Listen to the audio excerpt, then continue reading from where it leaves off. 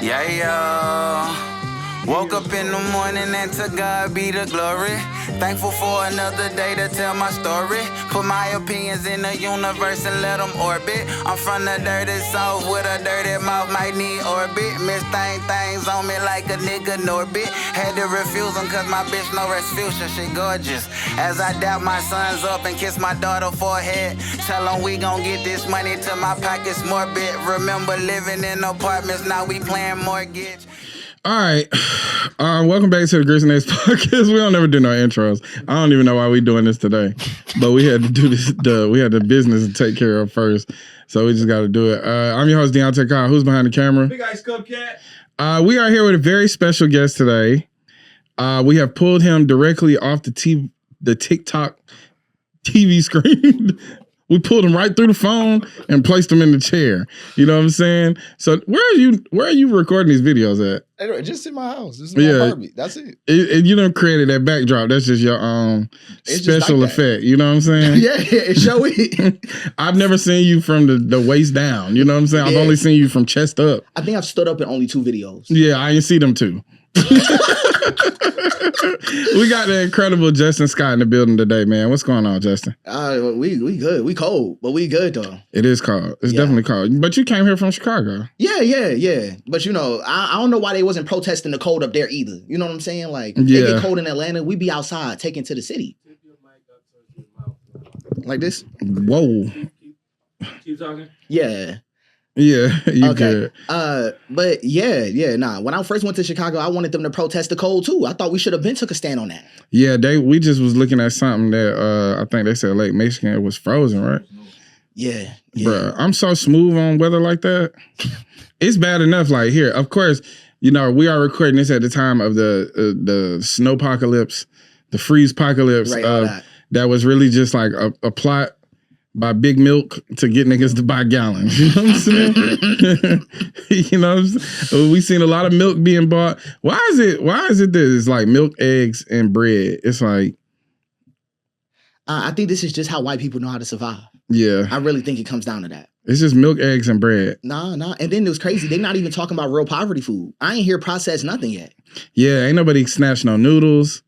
You know what I'm saying? We went in the store yesterday, noodles still in there. How y'all not trying to eat for real? They not hungry. They're not hungry, you know what I'm saying? They like the fake hunger right during the apocalypse. I feel like a scarcity Olympics a little bit. Yeah. I was watching Fargo, and like it's season 2, so it's like the one with the state trooper. And like, bruh, every time he used to go home, like in that series, every time he go home, he just wore a big old glass of milk. And I'm like, yo, what is the milk propaganda all about? Like, there's a lot of milk propaganda going on. It's something unusual about that. I know I even saw a picture with like Trump with milk on his lip, and I'm sitting here like, yeah. Get him right, man. Give him. We can still roll though. What you said though? Oh no, I had seen Trump with like milk on his lip too, and I'm sitting here like that. That milk movement was crazy. It's something unusual about that. I don't know what it was. It's man. something unusual about that. It's something a little Epstein-y about that shit. No, well, just the whole like I'm gonna have a milk mustache. Oh, yeah. You remember that like late 90s, early 2000s? You know, like they'll have like Stone Cold Steve Austin got milk, right? Then it's like Derek Jeter with the bat got milk. Yeah, it's kind of awkward how there's like this relationship between milk and missing children. It's just strange. Orange juice don't got missing children on the back. You know what I'm saying? Apple juice don't got it either. Nah, you say you talking. But the milk industry always know when your kid missing. They know exactly when your kid go away. They very active on that. And the thing is that like it sounds supportive, but they telling other children about missing children. The milk companies. Yeah. They're not telling. It's not on the back of your milk carton. That's what I'm saying. It's on the back of your kids though. Yeah, because kids eat cereal, so it's like. Imagine you going to eat you a bowl of Frosted Flakes. It's like, what the fuck? Who this little boy? Kid get an Amber Alert every breakfast. Every breakfast. Every breakfast get an Amber Alert. Every breakfast is an Amber Alert. Yeah, man. It's been like, it's been a lot going on in the world, bro. So I feel like now more than ever is like the perfect time for us to sit down and talk. Not only that, but the people, they've been requesting it. I don't know how many requests you've gotten. Yeah. Probably hundreds. Yeah. It's been well into the hundreds. But before we kind of get into more current events, I wanted to know more about like who you are, you know, where you raised up and what you know, do for a living. All these, like, give people like a brief bio. I think a lot of people know, you know, like what your politic is. Yeah. And, you know, people get a lot of value from the knowledge that you spread, but they might not know who you are for real. So, Right. Yeah. Yeah, let's give a little background. So I'm literally like from down the street, right? Like I live in I'm like my folks, I grew up in Lithonia. Like I was there my whole life. I was in Miller Grove, both of them, right? Yeah. Like I mean, I couldn't get out of a homeschool. So the idea of just growing up in the neighborhood was just the whole thing. Family's like real big in preaching, but everybody already suspect that. And it was already true. Yeah, like, you got a little preachy too. Yeah. Family's real big in preaching. I mean, like I think like dad's a minister, granddad owned the church. I mean, grandma opened the church after granddad died, right? Like they just love that kind of thing. But mostly I've always been into writing, real heavy. And like that's kind of been like the main field of it all, right? Like a lot of people will go like, oh, I just make videos, but really it's just writing, right? Like yeah, your Substack is crazy. Yeah, I've been required to write my whole life though. Punishment, writing. Look, my mom liked me, still writing. She upset with me, I'm writing about that too. Like it was like that real bad. But I will say it helped me get my acumen together. So I became like I was required to have literacy just to maintain relationship, like with my folks growing up. And that was very different from like a lot of other people growing up that I was just around for real. So like I would be at school with like a dictionary in my book bag because I needed to know 5 more words today or I wasn't talking to my mom with a good mood here, right? Stuff like that. So that's really the main thing. I end up going to Chicago after college. I went to Clark Atlanta, but yeah, because I just want more opportunity, want to see more of the world because I had been in the Atlanta suburb area my whole life. But yeah, that's really the main thing, just writing, and honestly being fed up with stuff. Yeah. I mean, the world is, I mean, like, it really is a lot going on. And sometimes, like I've had some of these pieces for years, and I'll just sit on them and be like, I could have always showed this to somebody. Let's just try to show this to somebody. Let's just try in the way I know how to try. Yeah. And you know, we just ended up here like that. But that's really what it was about, though, I would say. My mom's real serious on the ability to read and write. Yeah. Major. I got that same thing. My mom, my grandma are big on that. Like, acronyms was like, or what is it? What is that? What's that game? Anagrams? Is that what it is? It's like where you take a big word and you find all the small words within it. Right. That was like literally like a game in my household. Yeah. You know what I mean? So like the ability to find words, but the ability to write well. Enunciation was very important. Scrabble was an institution in my household. Scrabble champ, bro. I don't play. It was serious. Listen, I'm gonna tell you, and anybody that ever played me in Scrabble know this to be a known fact. I will play Scrabble against you with the board facing you. That means I'm finding all my words upside down. Right. Yeah, like in reverse. Mm-hmm. And it's like, and I'm gonna still win. It's messaging. Yeah. You know what I'm saying? It is. But that was really the main thing going on, at least in my life though. Like heavy in writing, reading, stuff like that. What about when you went to college? What'd you go to college for? Communications. Oh, yeah. It's all lined up. Right, went there to write. And that's what you do in Chicago? Yeah. So just like mass communications, things like that. Right. Yeah. Let's not get too personal. Niggas like to get in niggas' business. Yeah. But you know what I'm saying? You enjoy like living in Chicago and you enjoy the work you do? Right, yeah, for real. But what you know, people always ask me this, so you being like a fellow TikToker, what's that one thing that just kind of pushed you like, you know what, I'm gonna start posting on this app? I think that anytime that I see like, oh my God, it's a couple of things, but I think the main thing that comes to mind is like when people talk about relationships, but they always talk about it through the romance-centric lens. I feel like everybody's in a relationship with almost everything around them. Yeah. Right. Like, and that's huge, right? That's not some kind of small field. But a lot of times we always break it down to like things like yearning, things like love bombing, things like, you know what I'm saying? The popular narrative. But that like most people don't live in a mainstream life. Mm-hmm. Right. Most people's life is incredibly distinct and irreplaceable. And I'm like, well, this is more nuanced to this. It's just a bigger topic. Like what it means to be wanted is huge. What it means to be actually trusting yourself in a situation is big. But like, I will always think like of selfhood most of the time. Like I'll see people talk about relationship dynamics, like politics, all that stuff. But do we have enough selfhood that if we dropped all the effects, you'd still be here? Mm-hmm. Right. And a lot of folks don't get to have selfhood. And like, you know, and I was lucky to, but I see it online a lot of the time where we call people performative, we call people this, but over time, the person is replaced by the adjective. Right? Like, and that's stuff I'm trying to get past. Because a lot of times people exist in an adjective, right? Like they exist like erased, traumatized, lonely. But rarely do you ever just get to live by your own name. Yeah. And I see people, a lot of people who cannot live by their own name. Yeah. And sometimes whether that adjective be positive or negative, it is the thing that people cling to. Right. More than anything. Especially when we talk about like positive from a superficial level, that becomes people's whole personality. Negativity on an internal level, like that internalized trauma is like dictates a lot of how people move out the world and how they relate to other people. So this is where we get like a lot of people trauma bonding. You know what I mean? They bond over like a shared trauma. And yeah, selfhood I think is a very important thing. I think I was like very radicalized by isolation in some spaces, by being by myself, where it's like there's nothing or anybody else to depend on or cling to. Right. So like I gotta really go inward and like actualize myself and be comfortable with what I see and what I feel. And sometimes those things ain't like the easiest things to maneuver through. You know what I mean? I think sometimes isolation will drive you a little crazy, you know what I mean, if you don't rein it in. But it's also like a place where you can get very comfortable. So then, you know, a big part of me getting on there was to not like be antisocial. You know, because I enjoy socializing, but I got so comfortable being by myself that I become like very antisocial. Like wouldn't answer the phone, wouldn't respond to messages, and it wasn't anything that anybody was doing. It's there's a phenomenon about truck driving where around like the 2 or 3 year mark, they say you start to pick up traits of being institutionalized. So because you eat by yourself all the time, you by yourself all the time, you really don't have like, you're not living on anybody else's schedule.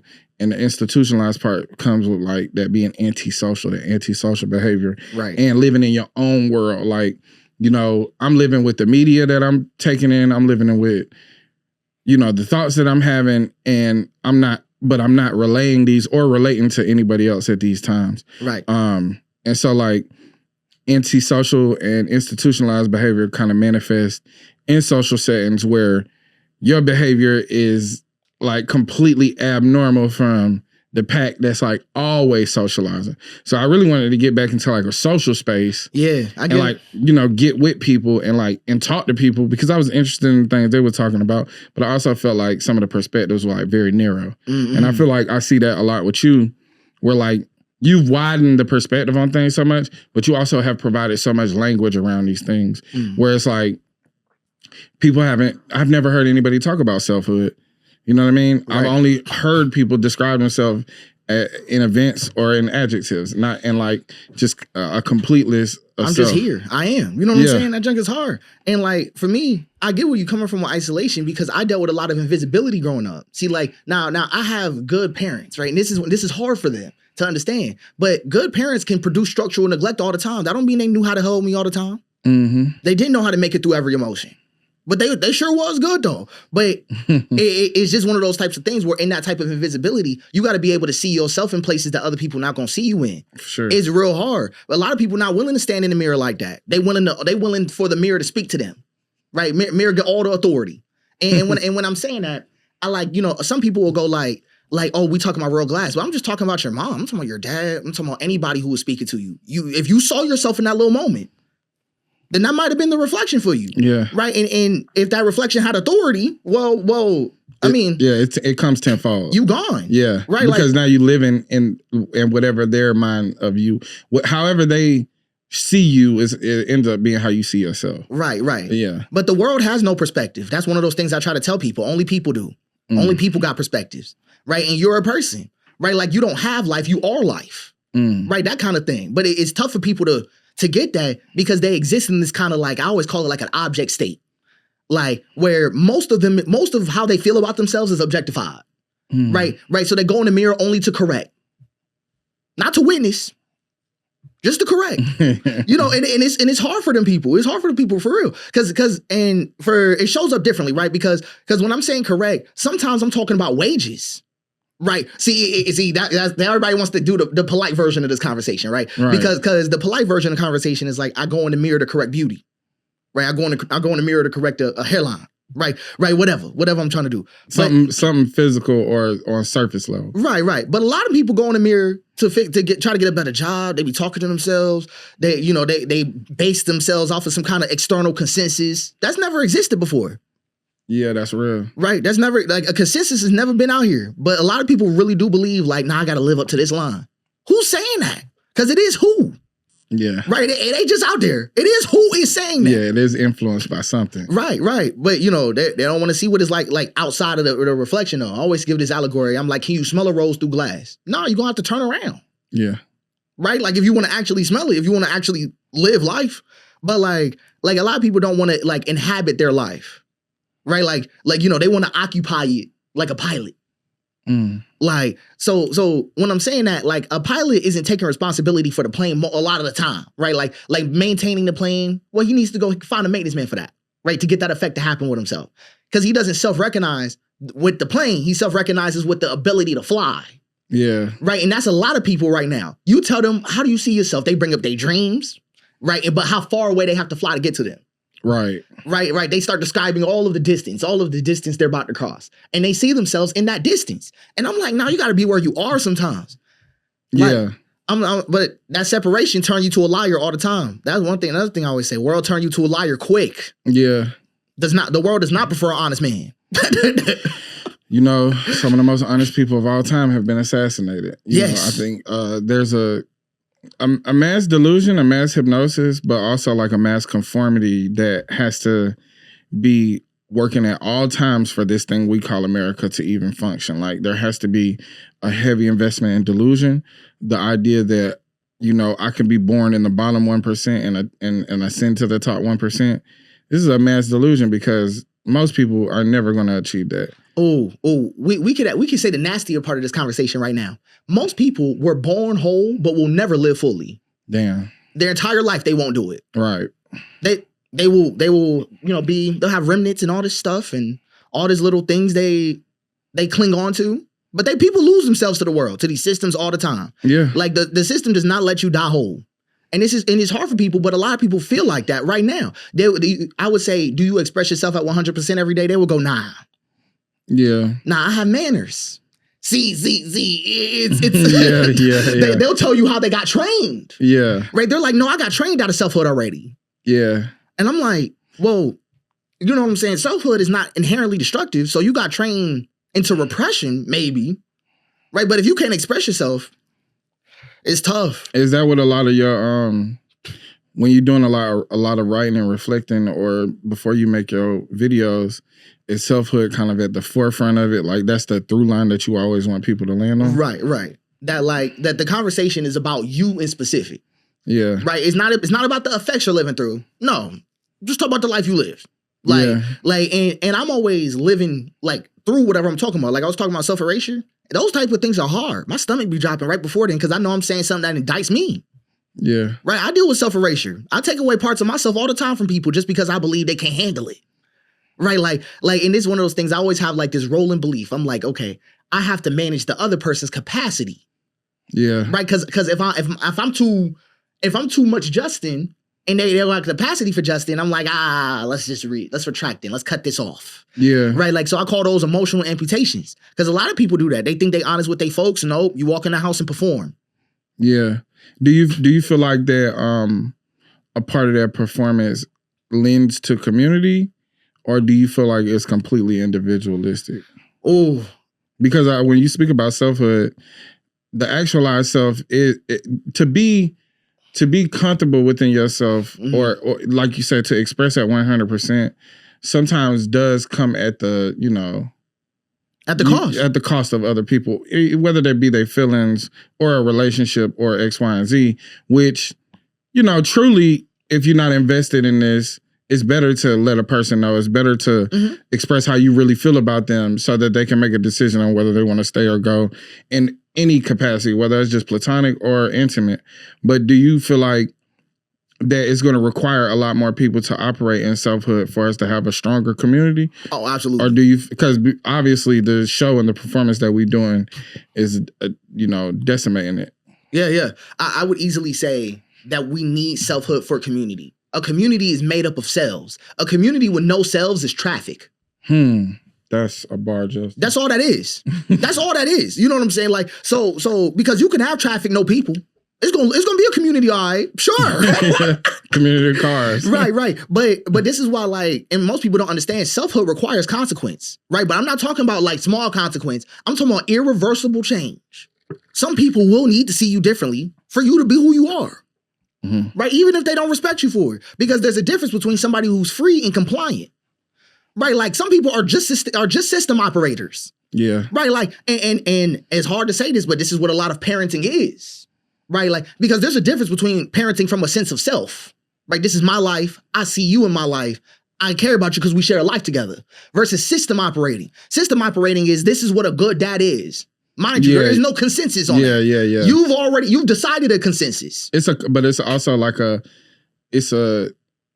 conformity to the world. This is what the world has said a good dad is. Giving the world authority. Giving the world authority, and also like parenting through the optics of the world, right? You know, like being embarrassed by your child being a child. Yep. You know, like these things like, oh, sit down, be quiet. Also things that stem out of slavery, to be honest. For real. But you know, this idea of what a good parent versus what a bad parent is, because children are like their own class of people and often neglected class of people, then we never consider like what role they play into society, because we all start there, but then for whatever we grow up, and then there's no consideration for like what makes children happy, what helps children learn, what like structural systems need to be put in place for them to thrive. It's all about the workers.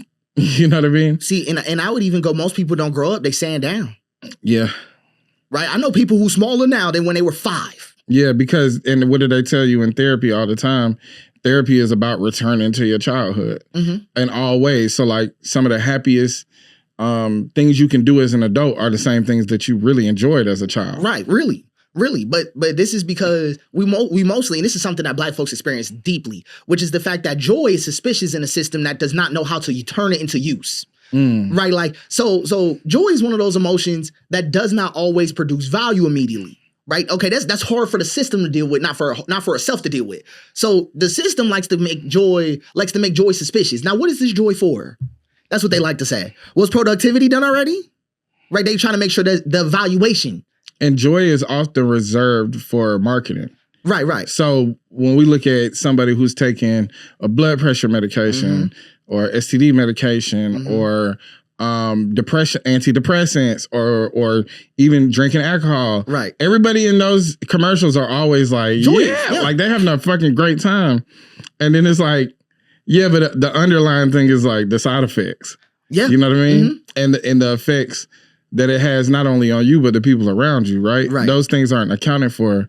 But now we've reached a place in the Black community where we've talked about how our joy is our resistance, because they don't know what to do with it and because it's not valuable to the society. Like our labor is valuable. Our trauma obviously has a tremendous amount of value, but our joy is often ignored and overlooked. I truly believe like one of the worst punishments that you could do to yourself is just the belief that joy is earned. Joy not earned. It came pre-installed. Pre-installed. It's literally in the package. Right? Like I always say this, it's stock. It's literally stock. But we talk like, man, I don't deserve to be happy. I ain't worked hard enough. Who are you talking to? Yeah, you know what I'm saying? You know, like, that's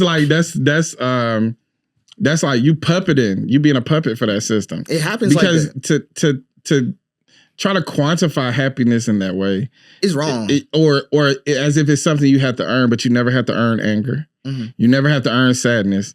Only things that make you feel good are things that you have to earn. See, it was because the system already knows how to monetize anger.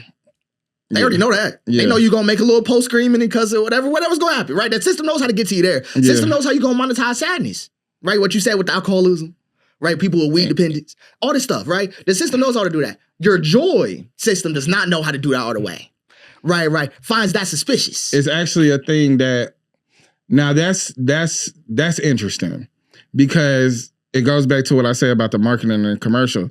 Joy in this system is something to be packaged and bought. Right, shipped off. You got to ship it off. You know what I mean? Right.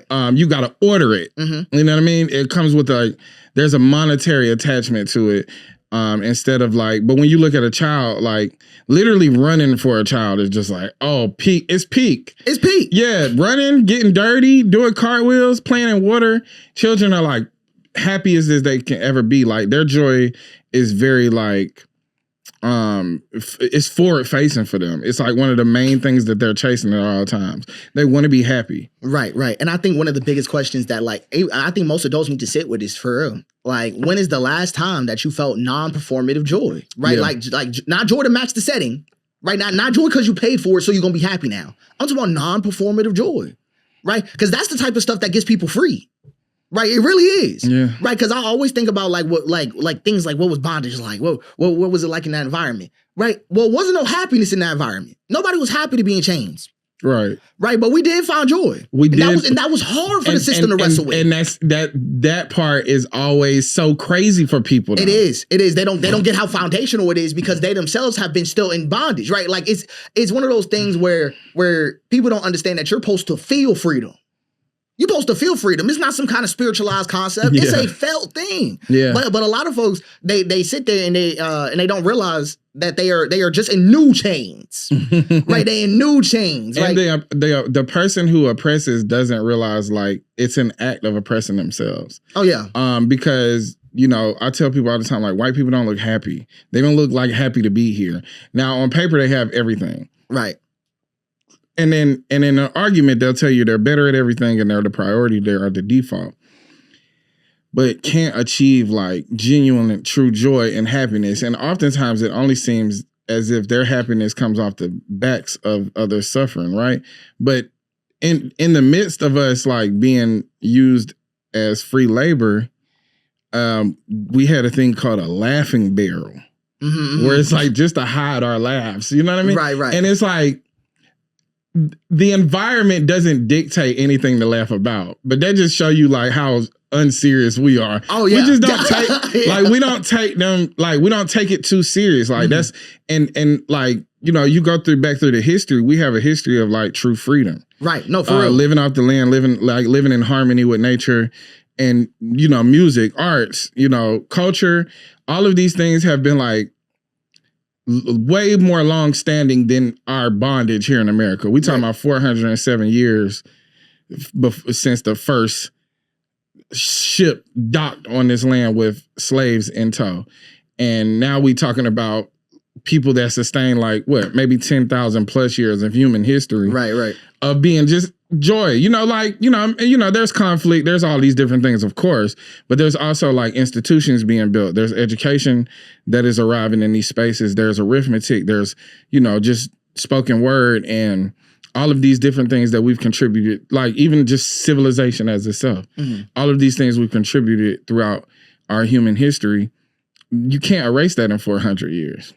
See, and this is one of those things that even when we talk about like how white people see things, white people believe in instrumentality, right? Like the belief that like anything could be used, right? Even people, right? Like it's like human instrumentality. Mm-hmm. So, but then when you're missing like, you know, even let's compare it to like a flute or something like that, right? They see a whole person as unlegible. So they need to craft you into something, right? Like, so most people are like what we was talking about earlier, like they train down, it's brutal for them.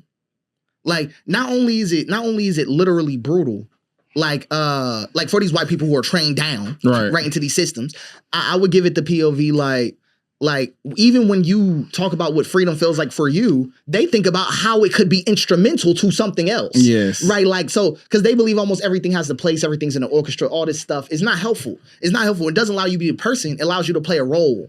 Mm-hmm. Right. Like, and this is why, like, when we look at European societies and all that stuff, they role infected. I mean, it is infected. There no people are there. We can identify exactly where they played, just where they played.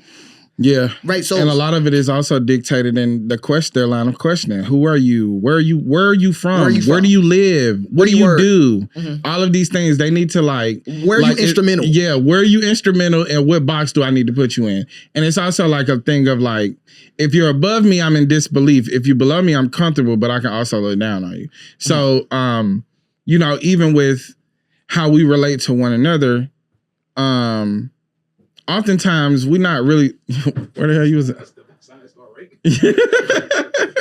Oftentimes when we like are talking to and relating to each other, the conversation isn't the same. Mm-hmm. It might be some like, where you from? You know, niggas, this is like the funniest thing about black people is like when we talk to each other, we always trying to figure out if we know you from somewhere. Like, like if I know your people. You know what I'm saying? Because it's like, it's like a familial, communal aspect. I don't really care about where you work. Like that shit don't mean nothing to me. And then like how much money you make, that don't like right. You know, we'll often like just kind of base that off of how you dress. Like that don't really matter. But I think the thing is like oftentimes it's like, oh, you from Lithonia? Man, I got a cousin staying in Lithonia. You know, Kenyatta, like niggas really just trying to figure out if I already have some type of connection to you. Right. On a human level, but not like on like you said, instrumental level, right? Right.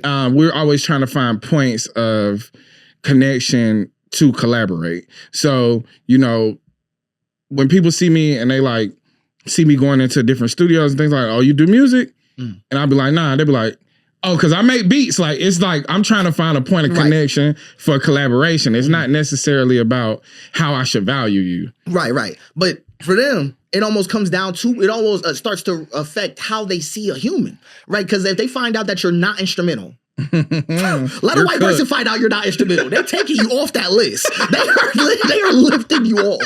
It is true. They're getting you up out of there. It's bad. It's bad. And this is why, like, whenever you look at their societies, you see a people of roles, right? You don't see a people of like a village. You don't see a village, a community, anything. Even when we say leader, no, their leaders are role based, right? Not personhood, not how much they touch anybody.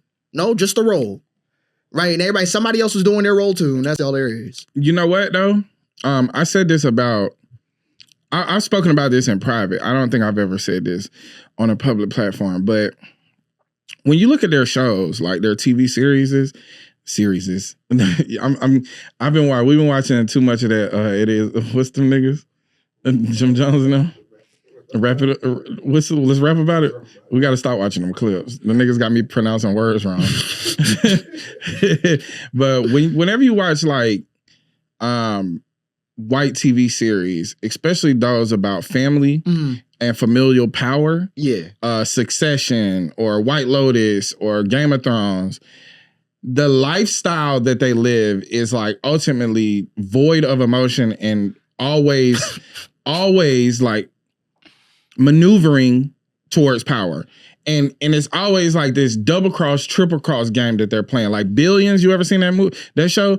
I know what you mean though. It's all leverage. It's all leverage based. And it's like even in Succession, like Succession is about the father's empire and all the kids are strategizing and maneuvering on each other about how to achieve his seat and power or be his successor, right? Right. But like for me, I'm watching Billions and it's like the main dude clearly a sociopath. Right. Like the guy who's the billionaire. Right. He's clearly a sociopath and he's operating in things like where he's going against, he's trying to finesse like government agencies because he's committing fraud. He's doing all these different things. But like everybody has to always be like 3 steps ahead of the next person. And there's all this like double crossing, triple crossing. I'm gonna call you because I want you to call him because when you call him, I'll know you called him and that'll signal me to call this person. It's like all of this like mind games. And I was like, bro, this shit seems stressful as fuck. Like, I would not want to live like this. And it's crazy. They got it made compared to most other black folks. Right? But it's all like, sociopathic, bro. It's like completely devoid of emotion and all about greed and power. Right. And these are the shows that they're like, yeah, this is entertaining. No, nigga, this is sick. Like, like I can't keep up with the plot of like all of this double crossing. Yeah. Like, and this is one of those things where a lot of folks, especially like in this type of situation, because they're like roles were embraced worldwide, right? But the way they embraced roles was distinct because they embraced story, right? Like, so white people spend their whole life fighting over narrative control most of the time. Who's in charge of this narrative? Who gets legacy? This type of thing, like, and they outsource wholeness, like the wholeness of self, to things like legacy, the afterlife, all that stuff. This is why they defend those places so hard, because that's the only places they ever feel like they'll get to be full people again, right? Like, but they already have kind of mentally agreed here. I will be small, right? Like, I'll be compliant. I won't say my demands. Just small, right? Like, and a lot of times, like we call it the status quo, but it's really just erosion. Right, and the thing is that we always think that and this is why it's tough to describe to people. But white society has no movement, right? Like the idea, like when people go like, oh, like the KKK was a movement, or ISIS is a movement, or MAGA is a movement. They don't have a movement; they have erosion. Right. A shoreline getting eroded back is not moving anywhere. Okay, I'm just saying, right? It's just losing itself slowly. And we can't live over there no more, right? Because the shoreline is gone. But that's what's going on with white folks right now. They go through erosion and everybody living on their coast, right? Got forced to live on their coast now, are now moving. Now we have to move inland because we already understand that they're going through an erosive condition. See, when we look at, and this is one of those things where it's hard for people to hear stuff like this, but I promise you, when we look at racial groups, it should not be shaking out like, oh, I can't tolerate being around other people. Yeah, that's odd. That's odd. It doesn't make sense. Like, and that's a sign of an erosive humanity, right? A systemized humanity. That now they're just like, they're so concerned about survival. And this is one thing, we always talk about black folks in survival. See, they're so concerned about survival, they will let the world burn before it compromised it. Yeah. That's how concerned they are about the way they survive. Yeah, and it brings me to this idea of what capitalism is and how it erodes in all aspects, right? Because I remember one time I had took a vacation and I went to the beach, and the beach is, no matter what, it's loud enough to create a quiet mind, if that makes sense. Like, when you at the beach, those waves crashing and all of that action that's happening is loud enough to kind of create a silence in your mind. And so I was supposed to be on vacation. I'm supposed to be enjoying myself. And then my natural mind goes to like, man, 1,000 years ago, this was free. Just free. And I just started thinking about how much money I spent in travel to get down here, on a hotel, how much money I'm going to spend on food while I'm here, just to have this moment of peace. And the only thing I could think about is, yo, this is free. And then I was thinking about, if I was ever homeless, I would just move to the beach. Right. Like, I would be somewhere where water is, where there's public access to beaches, because, and this is what they call like beach bums, but it's like, no, just the act of like that peace that we know that water brings, and that peace that being close to the shoreline and the looking out to the endlessness and the vastness of the ocean brings a peace that is free. But in a capitalist America is quite literally one of the most expensive like destinations, period. Right. The shoreline of America, especially the South Shore, is the most expensive places on this earth. Right. Like buying property on the beach. Are you out of your mind? Right. Are you out of your mind? And can you imagine living in Miami, some of the nicest beaches in the world? The most expensive shit you'll ever do. Right. And even when we think about New York being surrounded by water, is something about, of course, like human civilization can't exist without a proximity to water. But the serenity that water brings humans has been like quantified in such a place where it's like it prices everyone out. Right. So now it becomes like a short-term destination. It's a vacation. Right. But not just a presence. It's not just a presence, but like the ultimate beauty of Earth is commodified. Right. And this is really how they feel about it on like a huge scale, right? Like, it goes back to the instrumentation. Right. What can I make off of this? Like, not like, wow, this is gorgeous. Not even the Christian nationalists would look at this and say, look at God's work.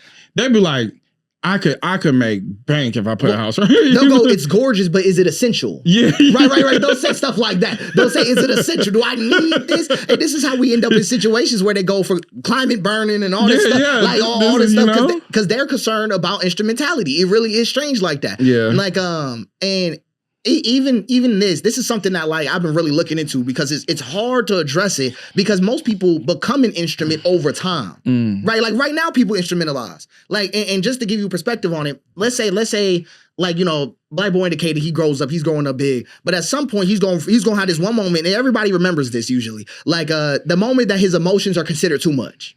The one moment, right? Right. That one moment comes, right? And then he realizes his emotions are not instrumental to the relationship, right? Usually this is when the trading starts, right? You start negotiating with reality about, oh, okay, is this who I am or is this who I need to be to meet them?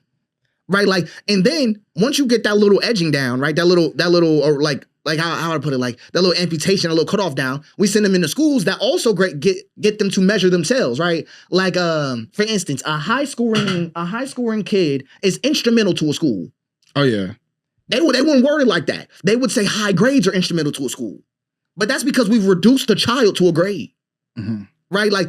And then once we get that down, person graduates, and this is how you get a person with really good grades, but terrible social skills. Right? Like, because they didn't learn any selfhood. They learned measurement. Mm-hmm. So now when they meet you, all they have is measurement. Well, and then it's also the value that you bring in others is a cause for celebration. Right. So it's like anything else. It's like beautiful people, right? Mm-hmm. People that are beautiful, have been praised for their looks their entire life, often don't have much of a personality because they've never had to like formulate a personality. The only thing they do is show up and look good, and everybody all on their dick all the time. So the smart person is the same thing. It's the value that your intelligence either brings an institution, a teacher, or, these are the systems that praise you. So you want to achieve as much as you can in these systems.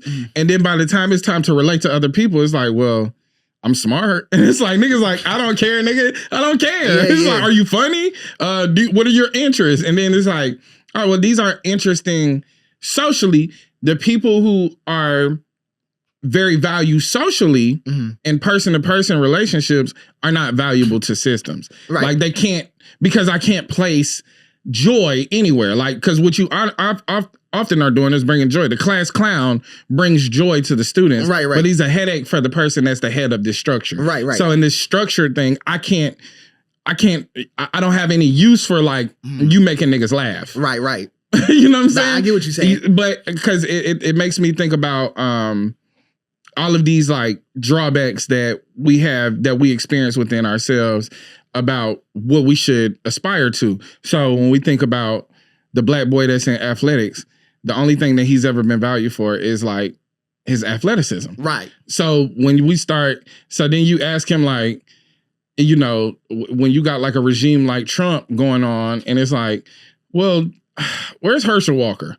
Let's pull Herschel out because we know he ain't been using this goddamn mind. Right. But he's praised, like, these white Southerners value football. Mm-hmm. They'll always remember you for your athletic skills. You could talk to somebody. I saw this at play with this dude. I used to work for this dude named Murphy. Murphy, small town in Georgia, broke the Russian record at Douglas County High School. You know Big Murph. You play with his son on football. But listen, we would be out, and because he has a very successful car detailing business off of relationships. Right. And everybody is like, okay, we're just gonna go to Murphy. You know what I'm saying? And as much wealth as he accumulated, as instrumental as he was in his community, and as valued as he was by his family and his friends and the things that his father has done in the community and all of these different things that just make him a great human being. Mm-hmm. Anytime he would talk to dudes that was his peers, the only thing they would talk about is, man, you remember in high school, you broke the Russian record. It's like, he don't care about that shit. Right. But it's the only place they know to put value on him is like this athletic thing he did 30 years ago. Mm-hmm. You know what I'm saying? Because him having a successful car detailing business, they don't really know, because it's a service business too. Right, so it's like, I can't put you above me. Right. And I'm a lawyer, even though you make more money than me. Mm-hmm. So, but it's all like, oh, but you remember when you could run that ball? Like, see, what the fuck? Right. But this is the thing, even in all the stuff we talked about, like beauty, smarts, all it is, or even status, right? Even status. All of that is usually only value for the effect it has for them, right? What they can take from it. Because when they was playing the sports and stuff like that and they had that cool moment, it gave them a story. Absolutely. Right. They get to have the effect of holding your story, right? Like, and sometimes people will share your own story back to you, almost like, oh, you remember that? Now, see, you would think that it's nostalgia, but it's not nostalgia because it's not about you remembering. It's the effect of the nostalgia, right? So the effect of nostalgia usually sells somebody cheap belonging. Right, like that's usually the effect of nostalgia. Somebody walking to you talking about the past, they're like, "Oh no, I belong here. That's what they're trying to say. It's you know what it's like? It's like when Neo hops on the plane and he sits next to the lady and she recognizes him and he like, don't scream. And she like, nigga, I wasn't finna scream. But that's the effect that he's used to having on people is the fame. Right. That status. And now that that's went away, he doesn't know what else to do with like his personality or just his selfhood. I don't have any selfhood. I'm just Neo the singer. Like, I'm just famous. See, and this is the hard part about it, though. This is the hard part about it. Because a lot of people do not have or have never been wanted. They don't have one and have never been wanted. Because you need a self to want from. See, and this is hard. This is hard for people. So most people only know or they'll do partial wanting, but they pretty much only know how to do effect shopping. So like even with Neo in this context knows how to see an effect happen. Yeah. You know how to see what happened. But that's about it though. Let's talk about something real for a second. Protecting your future. With everything happening right now, rising costs, economic uncertainty, AI shifting jobs, markets going crazy, a lot of us are being forced to take more responsibility for our financial security.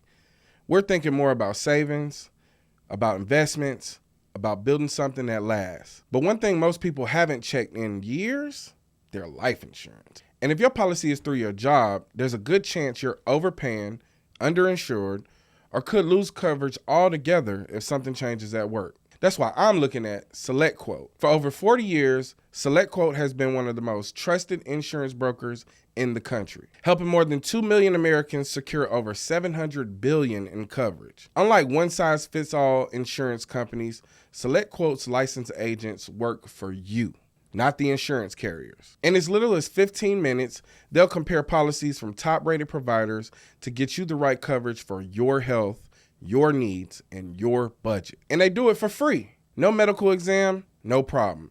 They work with providers offering same-day coverage for up to $2 million without needing a doctor's visit. And if you have high blood pressure, diabetes, heart disease, or other pre-existing condition, SelectQuote partners with carriers that offer coverage designed for those situations, so you can still get the protection you deserve. If you've been building a legacy, supporting family, or just want peace of mind knowing that your people are covered, this is one of those things you don't want to keep putting off. Life insurance is never cheaper than it is today, and SelectQuote makes it easier to get better coverage for less.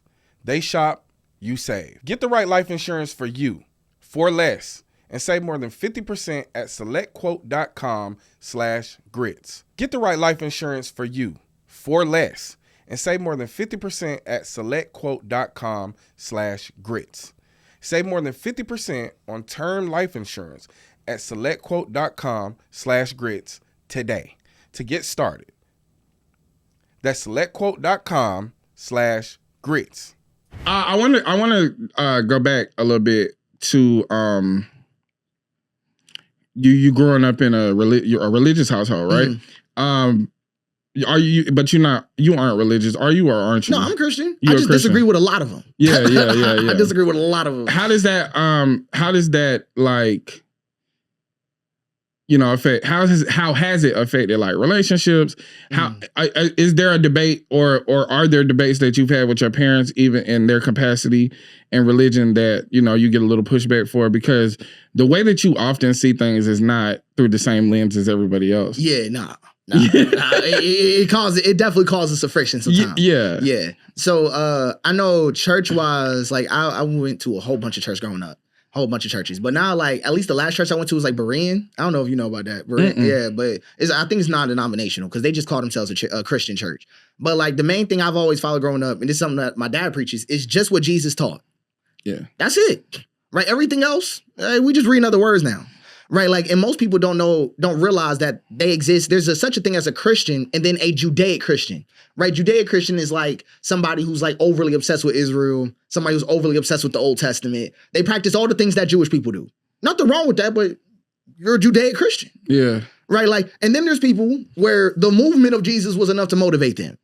Right? Like, and I'm more closer to that category. But I definitely disagree with a lot of Christians on a lot of things. Me and my folks get into it all the time about stuff. Yeah. All the time. I mean, now it helps improve things because despite us arguing, we still hit together. Right. Right. So we both sharpen in here.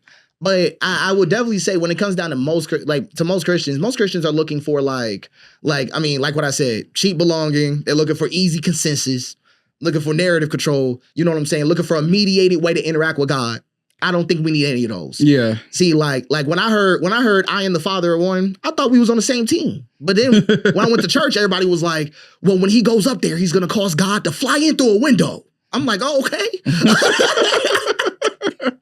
Like, you know, because the church always rewards mediation. Right. I don't know if I believe in mediation between a person and God. I don't know if a person could pray over you and God become closer. Right. I don't know if a pastor can go on stage and God come closer. Right. Right. Like all those types of things is suggestive for me. Yeah, but most Christians I disagree with on fundamental things. Like they'll be like Jesus is the reason why we're going to heaven. I don't know. Jesus ended a state theocracy. That's all he ever achieved. Yeah. He tore the veil and said he was done. Right. He didn't say, and now y'all get to go to heaven. Who knows? You know what I'm saying? Right, but he did end a state theocracy. Yeah. Right? And we still live in the midst of a state theocracy. Absolutely. See, now, but that's the real life part that they don't want to hear. Right? Yeah, because they want to when spiritualize it. I always tell people to like do away with this notion of democracy. Like I'm not trying to hear that shit. Yeah. I mean, you know, if we want to start talking oligarchy, now we can start moving in the same direction as far as a society, because that is the way it's set up. But the reason why I ask is because anytime I have watched your videos, I'm like, he getting into his sermon bag. Like I can see it. Oh yeah, it's just I can see it. It's because it's like natural, right? But your views don't seem informed by religion. Nah. It seems informed by like pure observation and how you want to communicate these ideas to people. Yeah. I know that you got in pushback with the whole like AI thing and shit like that.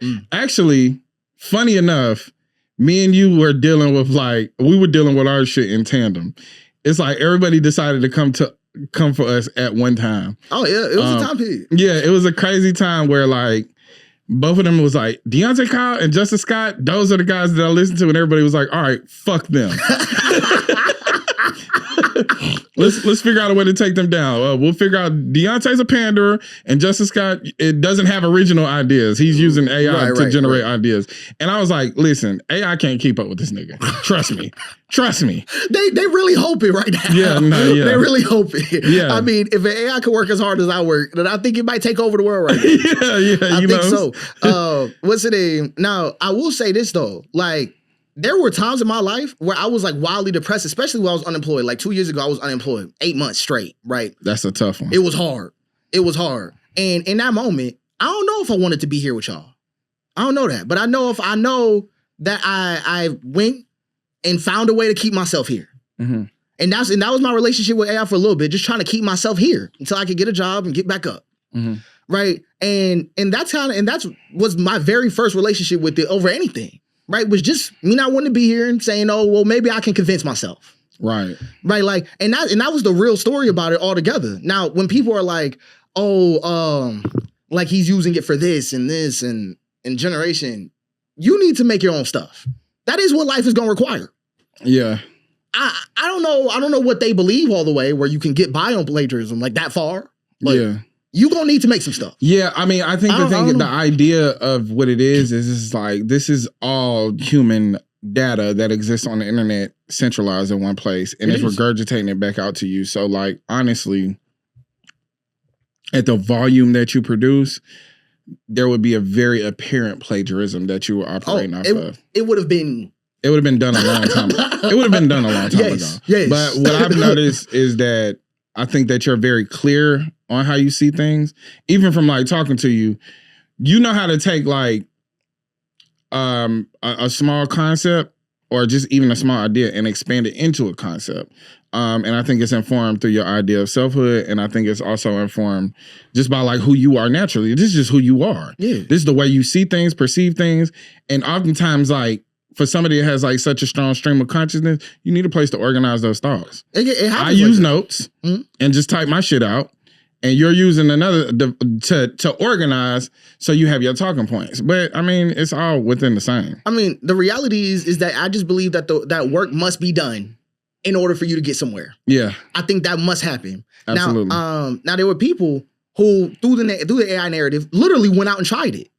Right. And I saw some attempts. So this was the thing, right? Because the conversation wasn't all moving innocently, right? Like it wasn't all like as whole as everybody would like. There were some people who heard that idea, was like, oh, I could do the same thing. And I watched them. And then when I watched them, I was like, oh, yeah, that ain't it. You ain't working. Yeah. There's a difference between using it and working. There's a difference. Like for me, I've been writing so long, I knew what writing was. I know what it is inside and out. Yeah. Right? But the idea that somebody else is just gonna learn how to write suddenly. Through the machine, I think that's hard to hear. But you had to find a place of belonging with writing. Right. Right? Like it had to become instrumental to your like everyday life, even peace. Right. At times, right? So how were you able to kind of carry that over from survival to I would just say passion? Okay. So main thing is that like before, like I was writing like movies and all this stuff, trying to make it as a writer for sure. Right. Yeah. And then at some point, trying to find the instrument. Right. Trying to find the instrument. But at some point it was during that little time period, I started writing to myself. Right. So I got like a huge packet of just things where I'm just sitting there. That's why a lot of my videos go, you. I'm talking to me a lot. Right. Like listening in those type of space, in that type of space, I was definitely sitting there like, all right, we got to sit down with myself because we're not doing good. We're not doing good right now. And we got to figure out a reason. It was a really tough time for me. It really was. But I had to sit there and kind of reckon with myself and understand that I was going to need to be a different person to live. Right? Like the type of person that I was like, or the type of ego I was standing in. It wasn't going to be enough to keep going. It wasn't. So I would say that was the big shift from, fictionalized writing, because I used to just do pure fiction, into like, we're going to talk about this right now. Right. Because I needed to talk about this right now with me. Like, and a lot of folks, like, they don't like the idea of being confronted in that way, and they don't get the purpose behind it. So, like, I've seen when I watch those people, like we was talking about, like they're operating for survival. They thinking like, oh, I'm just bag making, all that stuff. I'm like, nah. This is what my mirror looks like to me. Right. This is what it looks like to me. Yours might look different, and I want to see how yours looks. Like, you know what I'm saying? I want to see how other people's reflections, perspectives look, all that. But I can't say that, it's gonna be easily replicable, like in that way. Yeah. Like, cause I was really just sitting there like, I have to find some way to deal with myself. Yeah. Had to find some way. It was hard. Like, I'm like, it was my first time being unemployed, and it was a whole year almost. Yeah. Like that was tough. So, but yeah, I definitely say that was like where the writing style, all that stuff converted from like just trying to survive with it to like, nah, I'm sitting here writing myself because I need this letter. Oh, that makes a lot of sense, though.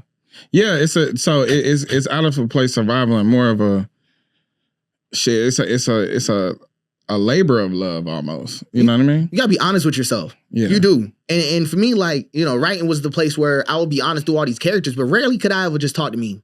And I was able to finally, reach myself in that way. And I was making changes and things was changing. I was like, wow, no, that meant something, right? But then this is like what I was talking about with self-trust. I had to trust that what I was saying mattered, even if I wasn't like already big. Right. Right. Like, so that was one of those things why I even started posting at all.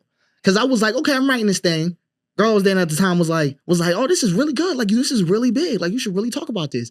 I'm like, I get that, but I'm just dealing with me right now. Mm-hmm. So I was coming up with, with ways to get through my own life. It wasn't for everybody. But then I was like, you know what? I'll just say something. Because maybe somebody would get an inclination. Oh, man. And did they? Yeah, they did. You are like, I've seen this thing happen several times where you could tell somebody has gotten comfortable in the camera, in front of the camera, but then they shit just started rocking. Like, your shit started taking over the timeline. See? And it really was a thing. But I think it's also about volume, too, is that I was like, man, this guy got a lot to say about a lot. Yeah. And I think and I was locked in and interested because even before when people was like, you should collab with this dude. And I'm like, I don't know who he is. And so then when I started watching some of your stuff, it was like after I followed you, your shit started booming on my page. And I was like, okay, I really like what dude was saying. Because even when we did our live together, that shit went crazy. Yeah, you know what I mean? Yeah, it was really It went crazy. But much like you, I've had some spots in this life where it's just like, I don't know if I want to be here no more. For real. And for me, it was music. You know what I mean? Music kind of helped me navigate that space where it was like nostalgic, but also just like, I need something to like take my mind away from what it is I'm feeling, or something that can like translate what I'm feeling. And oftentimes, like, writing for me is more so, it does get into a storytelling mode. Mm-hmm. You know what I mean? So, but music for me is like nostalgic and very like calming. Mm-hmm. It's always had that like effect on me. I could listen to music literally all day. And I've been like that since a kid. Like that was my way of escaping. Sometimes even the household. Like, you know, my parents would be into it, and the tension would stick in the house, and like music would just help me drown out that tension, right, and deal with like whatever's happening on the other side of this door really don't matter right now because I'm in here. I got my CD player, I got my video game. I'm good to go. And I think, you know, we we always return to our childhood, especially in spaces where we need to not only escape but like just push through. Well, and one of those things I be trying to tell people is that like most people think that that who they are is the sliver of life that they currently live in right now. I'm like, no, your nervous system has never thrown away a single part of itself. Your nervous system, the nervous system from 5, from 6, from 11, it's from the 15, since it's all in you. It's all since in you right inception, now. yes. So when people go like, oh, but I'm this age now, your body literally still got it all. Yeah. Right, everything. And your mind. And your mind. You mind. know what I mean? Like those deep recesses of your mind is packed of like, you know, when they talk about, you know, like subconsciously hypnotizing or training people to accept things, is because like anything, any information our mind takes in, it retains. So everything we hear is information. Everything we see is information. Faces, you know, like they say, you'll never see a face in a dream that you haven't seen in real life, even if it's passing by a stranger. Like, this is the biggest supercomputer known to man is our brain. Yeah, yeah. And it's something that they're constantly trying to replicate. But think about the amount of storage that it takes to like even attempt to replicate this. That they're putting up data centers everywhere.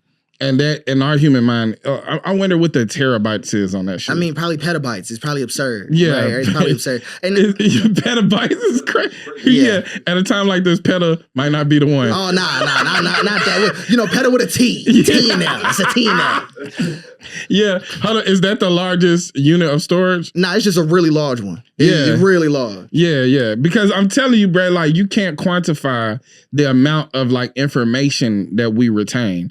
And it comes out in the oddest ways because oftentimes it just needs a trigger, which for me is just like hitting a tab, like boom, back to this. And like the amount of effort that they put into replicating this thing, when it comes to things like, you know, AI, when it comes to things like data centers, popping up everything, or even just trying to replicate it in everyday life and tasks, it's like, it's not necessarily to assist the human, it's to compete with the human. Oh, this is the thing. I believe that systems as a whole are designed to replace human. They replace the human. Right? Like, because the one thing about people is that people require trust. Systems don't require trust. But people require trust. The only thing you have to do to get trust from us as a computer is click trust. Yep. It's not that easy with us. Right, but because it's not that easy, but also because we're not willing to do the work. Right, to build trust amongst each other. Right, that's why the system continues to expand because we offload, like, you know, basically like unworked trust, right, onto the system to try to handle for us. And even when we're talking about like, you know, they're trying to replace like the human mind and stuff like that with machines and things like this, people don't understand that there is no beam that fires out of your eyes to see the world. Your brain is rendering the world. Absolutely. Everything. Right, everything that you've ever seen came in contact through awareness. Right now people will say, now a lot of people, like I've definitely gotten into some arguments with this. They would go like, oh, but this table is real. This table appeared in awareness too. Yeah. No awareness, no table for me. Yeah. like it's real strict like that. Yeah. But that's why like a lot of these like models and simulations, people don't understand why they ask for like facial and all this stuff, all these videos to change. It's because they are trying to render the world.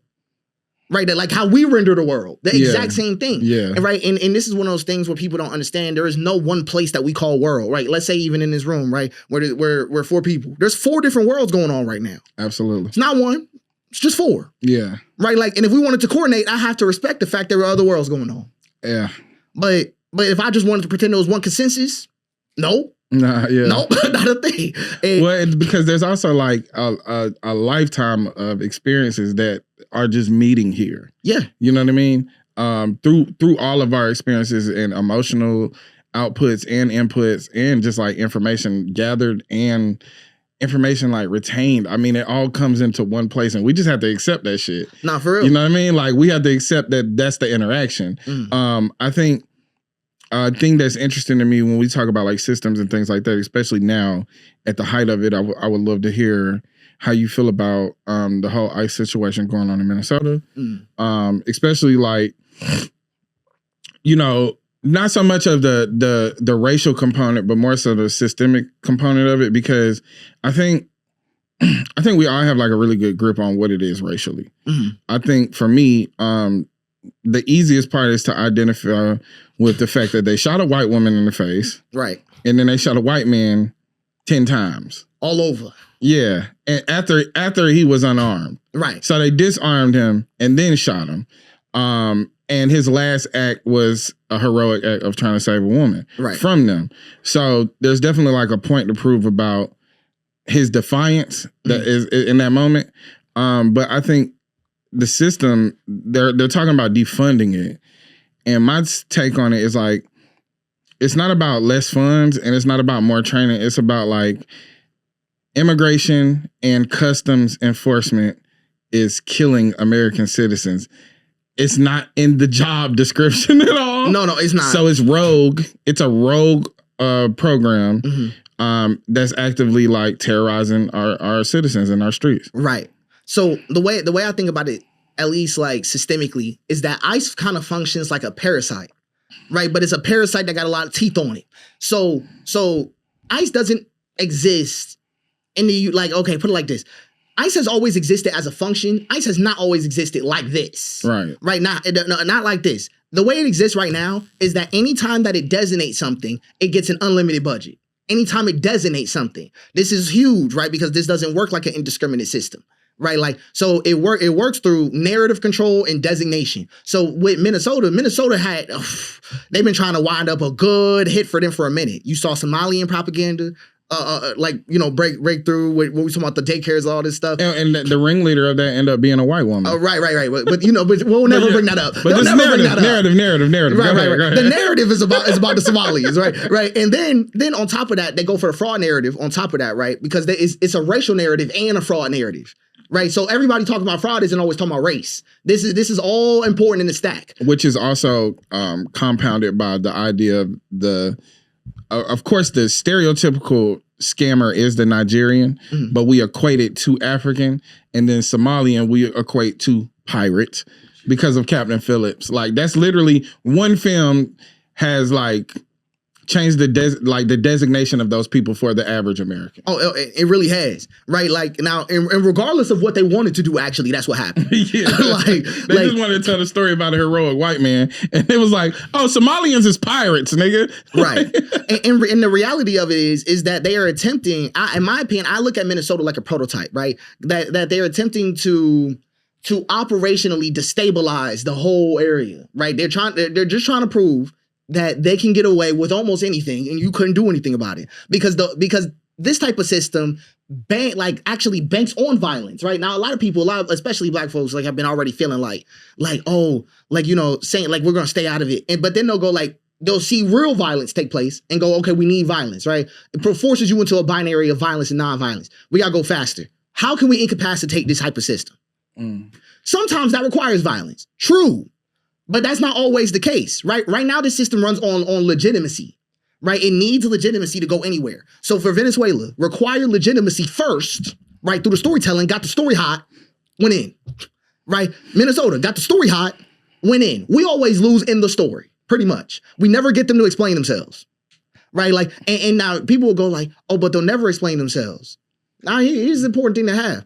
If we ever achieve a consensus between us, see, remember I told you consensus doesn't exist. If we ever achieve a narrative consensus between us that this is what this looks like, that's actual warfare. Like, it's like when you said ICE killed an unarmed citizen. That's the right chunk, right? Gotta get the rest of the pieces on the board. ICE is also killing white U.S. citizens, not Somalians. That narrative already radioactive. Mm-hmm. Right. They need white people to get back in line because they acting a little too out there right now. Right, like stuff like that. They know what they want to have recorded. They know what they want to have. We didn't get no footage from the Boston, not Boston, from Chicago when they went up in that apartment building, bust out the apartment, got everybody outside and split them by race. We didn't get no footage from that. Mm-hmm. Right, but ICE has their own cameraman, so they wanted this to be seen enough. Right, like even though they like people will say, oh, they have compromising narratives. Right, they want you to believe this and they saying this. Manga's not reading none of that. You're reading all of that because they want you to spend more time on confusion. That's it. Right? Instead of just saying, I saw what I saw. Right? You did. You really did. And that type of questioning is hard, but we need more forced visibility. Like forced. People just saying what happened. And a lot of times we're running into a strange situation too. I saw online where like they will have like a white person get taken by ICE, like 75 days. And then record them saying, I would love to come back here. Strange, right? Strange talk. But it's the normalization they're going for, right? The narrative, like the narrative normalization, right? This is not normal. It's not normal for this to go on. It will never be normal, right? And that's something hard. That's something hard for people to get their head around because they want to create a sense of normalcy. No, nothing about the way we run our government ever works normally. Right. Right. Okay, just to give people how bad it is, because sometimes when we talk about ICE, they think we're only talking about moral. The FBI literally refused to cooperate with the state on the investigation when Renee Good. Yeah. Just say no. So that even if that is at the highest level, controlling the narrative. Right. Like we're not even going to give y'all the satisfaction. They didn't even share information. Yeah. People thinking that the state in the federal were sharing information.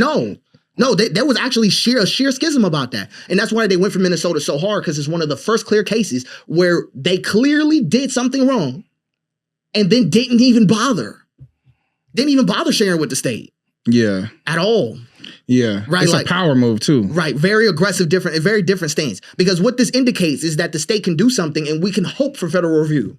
That's crazy. Right. Okay. That's way different than normal. Right. And in this type of situation, and I'm still working on it though, we do need a type of system that, one, is able to respond to the propaganda environment without saying don't fall for propaganda.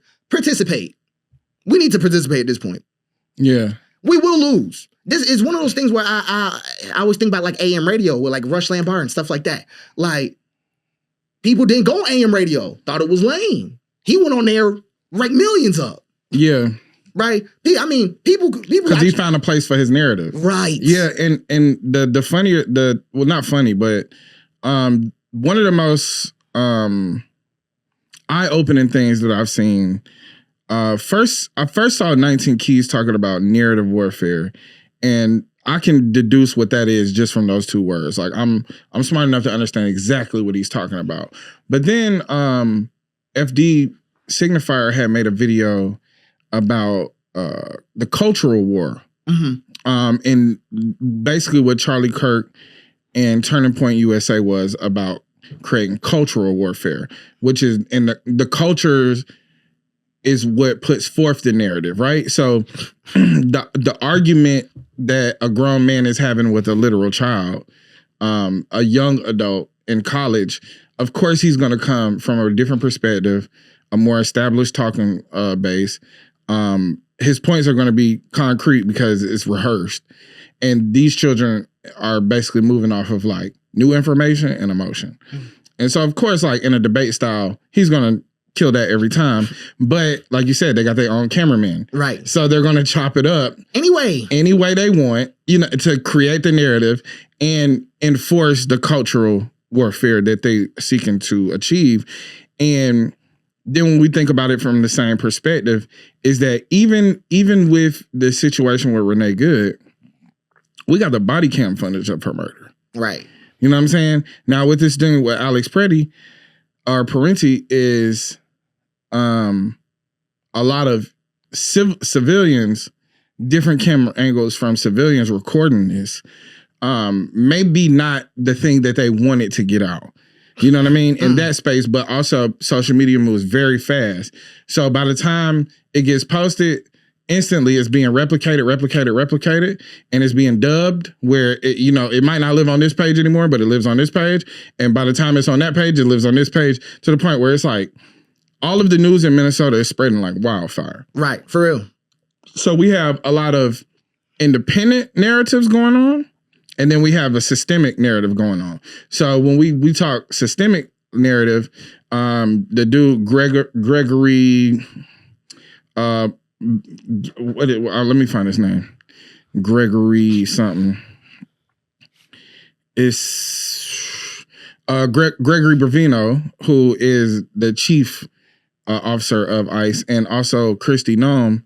They're both spreading this narrative from the system of don't believe what you saw. Right. You see what I'm saying? With them, I always work like this. What were their incentives? How did we organize incentives to get them to talk like that? Yeah. That's what I want to know. Yeah. Because they always go on the side where they're like, oh, like they said this person said this, and they think they're constructing almost like a villain list, right? Like a list of villains. No, get a list of incentives together. Because the incentives always outlast everything, right? I always say, like, you can vote out a president, you can't outvote a pipeline. Yeah. Right? Like, the pipeline that caused Kristi Noem to get incentivized like that, that's something we need to look into. Yeah, because whether she's there or not, Somebody it'll live will talk on. like that. Yeah, somebody will talk like that. So when you're in a position, there's a George Orwell quote about this. I'm not 100% sure, like, verbatim about what the quote is, but to paraphrase, it's basically like their final request will be don't believe what your eyes see and what your ears hear. Like, just in a gist, it's like once the state gets you to the point where it's like, no, I'm going to tell you what happened. Right. Fuck what you saw. Fuck what you heard. This is what happened. And when you start going along with that narrative, you're completely cooked. Like you are an agent of the state at this point, even if you're a citizen. See, but this is actually one of the ultimate weapons of democracy at all, right? Democracy normalizes narrative warfare. Now, this is the thing we was talking about earlier, we was talking about like democracy, oligarchy, all these structures, right? Like democracy normalizes narrative warfare. It has to for the voting system. Right, though. for the voting Yeah. system. And it sounds great initially. See, but the thing is that if democracy is created, but it is not created in a format that allows itself to continue being free. It wasn't designed for reality. It was designed for power accumulation. Mm-hmm. So democracy, as we currently understand it in America, is designed for power accumulation. See, but a lot of people would say like, oh, we're fighting for democracy. They would agree with you. Yeah. They would agree. Because what you're arguing for is a lot different from what they hear.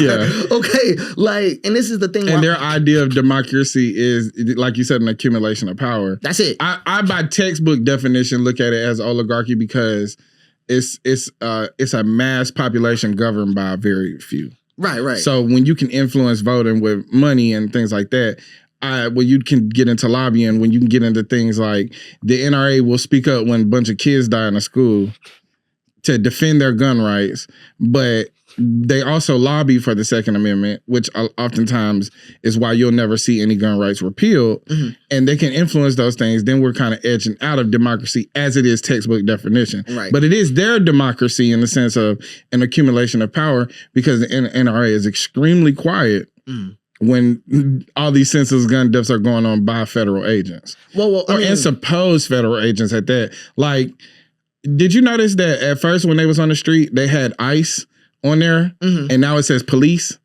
but they're not police. They're not police though. But the optics of that, the thing that does to a program mind is like it makes them untouchable. Right. Because if it just says ICE, somebody gets their head knocked off. Right. But when it says police, we start thinking about all the consequences and our programming around what police are, where police are untouchable. Right. It takes a very not only courageous person, but somebody that is like completely out of touch with conformity. Like, fuck that system and everything it stands for. Yeah. I don't care if they're the cops. You know, this is about my freedom and, you know, my ability to move and feel free. Right. And I don't feel free if I'm surrounded by people that are asking me for my ID and shit like that. And like, I'm not buying liquor, nigga. I'm just walking down the street. And once we get to that, people don't understand how close that is to Rwanda. See, like I have. Yeah, that can get nasty. Go ahead. See, I always talk about Rwanda because it's important to understand the context of how they got there. Right, because they always people always talk about like these big incidents and stuff like that, these tragedies, and they'll go, well, it was tragic, and here's what happened. How did they got there? How did they get there? And how can we prevent that? Because I don't want to be a part of that. But see, one of the main ways they got there was by taking over the narrative, the radio. Right?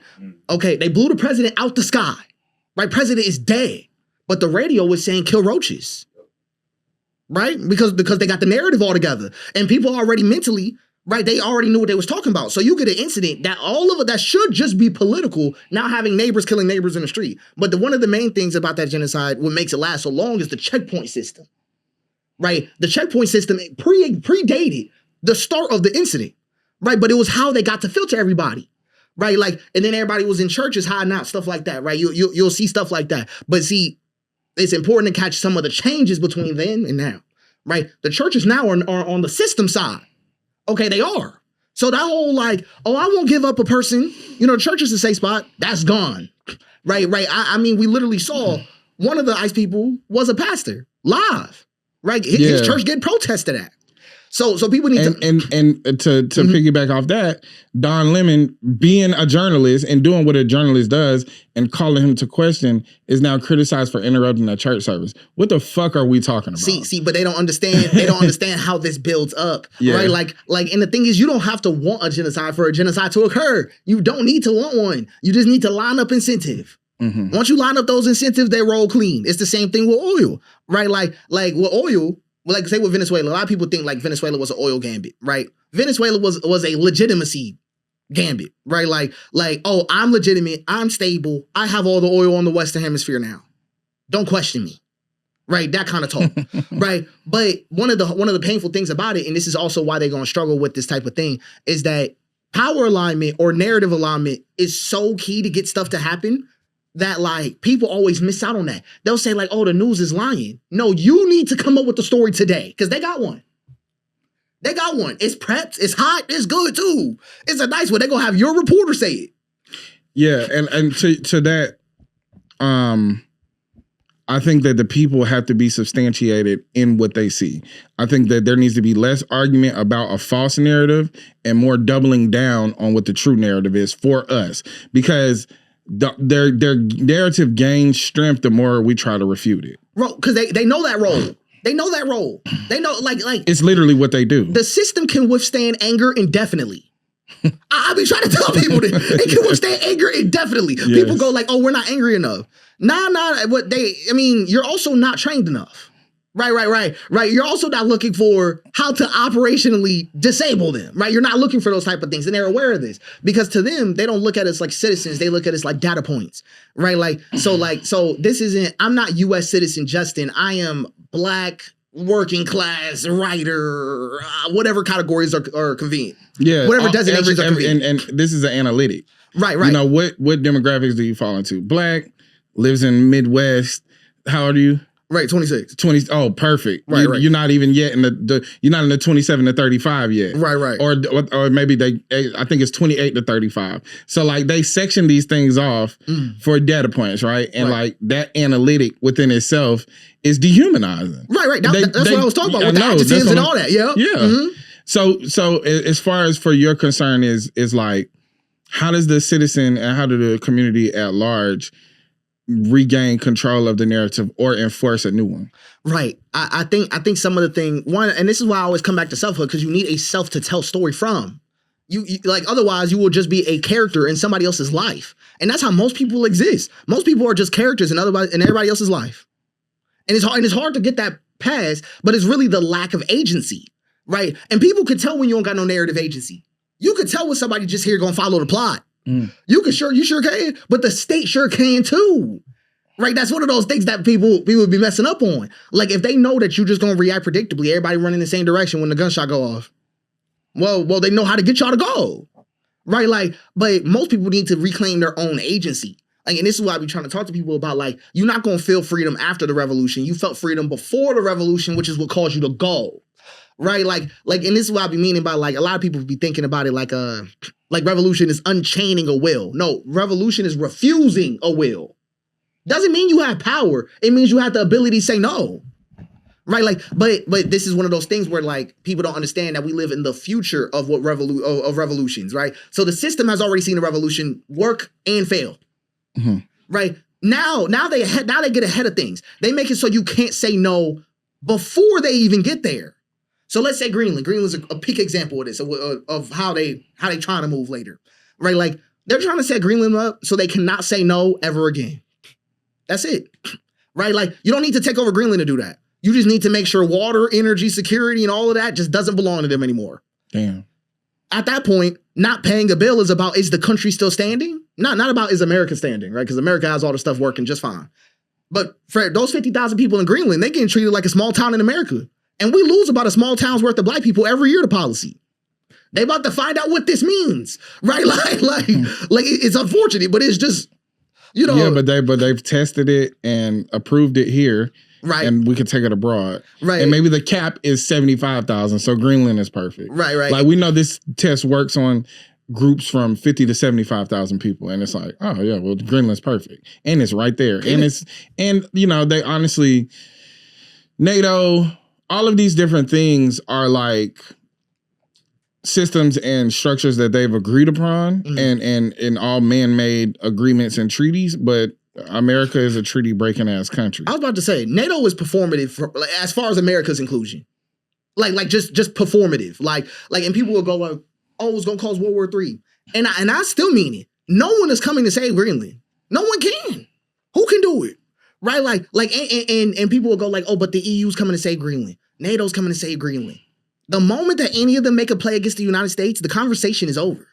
Right? Like, and the main reason I say it like this is because we, like what you said, are treaty breaking. It's just the way our country works. Yeah. Right? But it works like that to the extent that supporting Russia would not be hard for us. No, we would just switch off. I mean, like, and this is one of those things that's hard for people to get though, because I'm like, no, if Europe lost and America won because Europe lost, we would take the W. Matter of fact, that's historically happened already.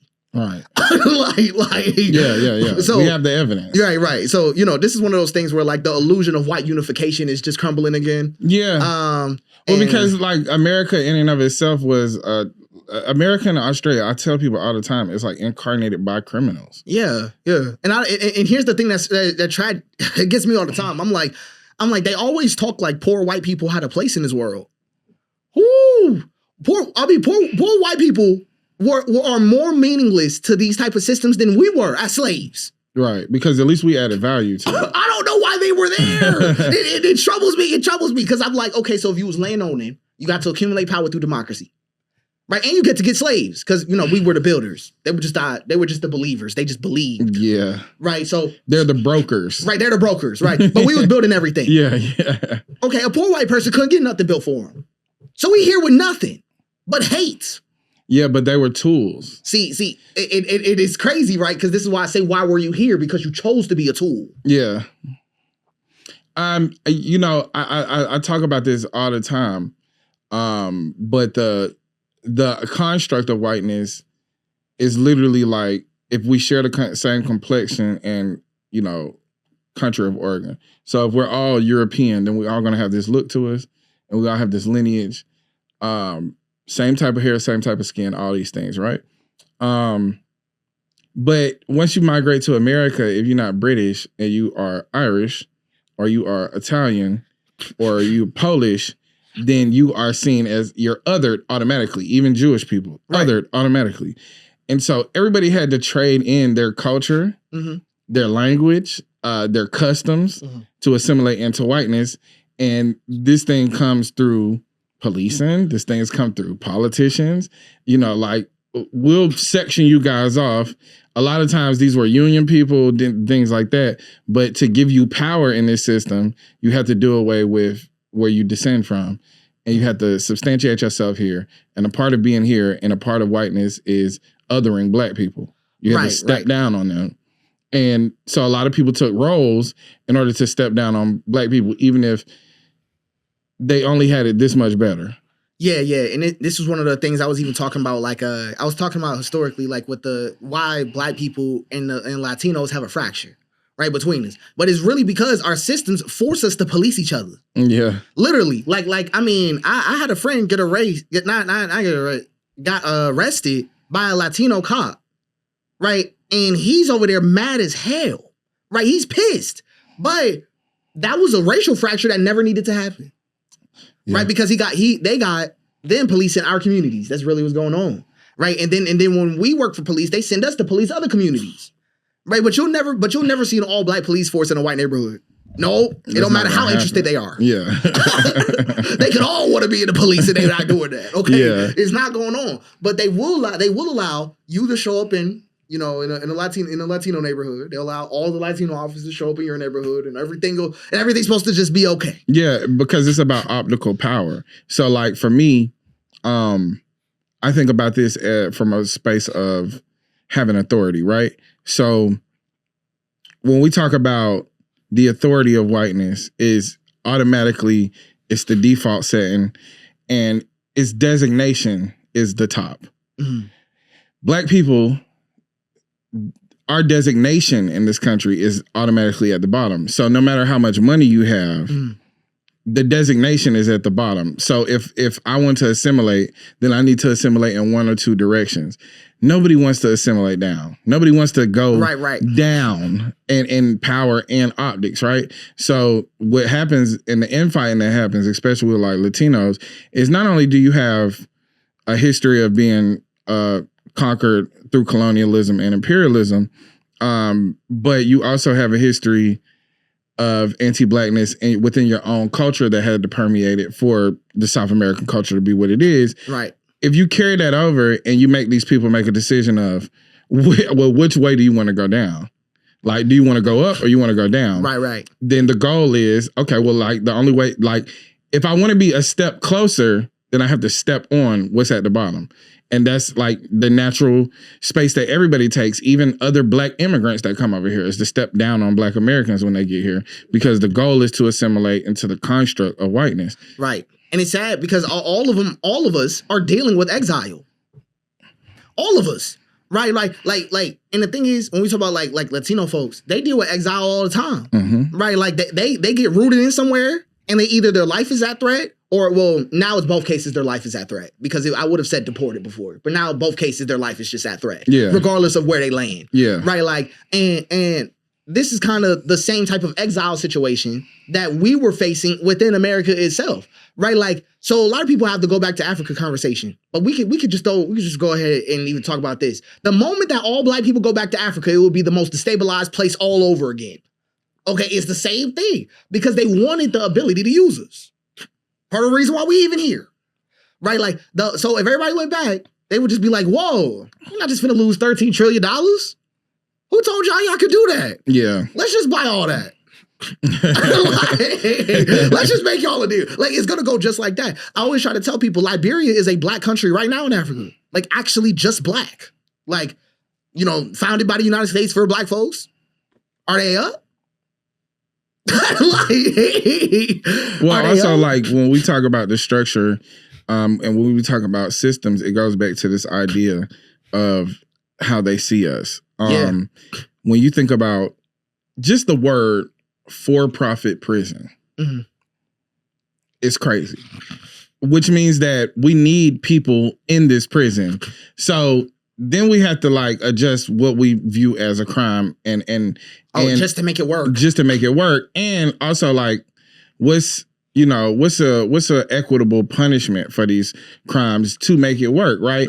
Which means that in order for this system to work, I literally have to lock people up. Yeah, right. This is the same issue that ICE is running into right now. And I'm calling it an issue because it truly creates problems. Like they continuously build capacity, right, for prisons and all this stuff, containment, all that stuff. That costs money. So they need to justify it with capture.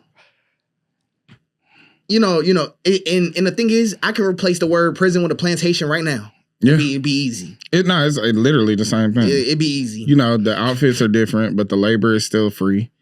Labor's still free. The system and structure are almost as if designed to I hate to like make it animalistic, but it just is what it is. It's like they're farming your labor. So the only reason that you get 3 hots in a cot is because you're cattle. Right. Like I have to feed my workforce. Right. It's literally all it is. It's like systemic, structural, feed these people so they can work. have quarters for them to sleep in because they need to work. Like we need their work, and there's no better labor to America than free labor.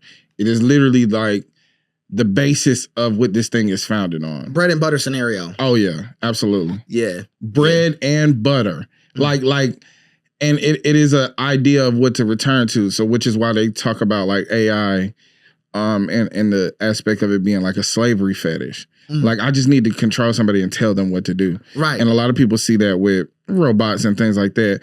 But I want to go back to something that you said earlier about how this system can withstand anger.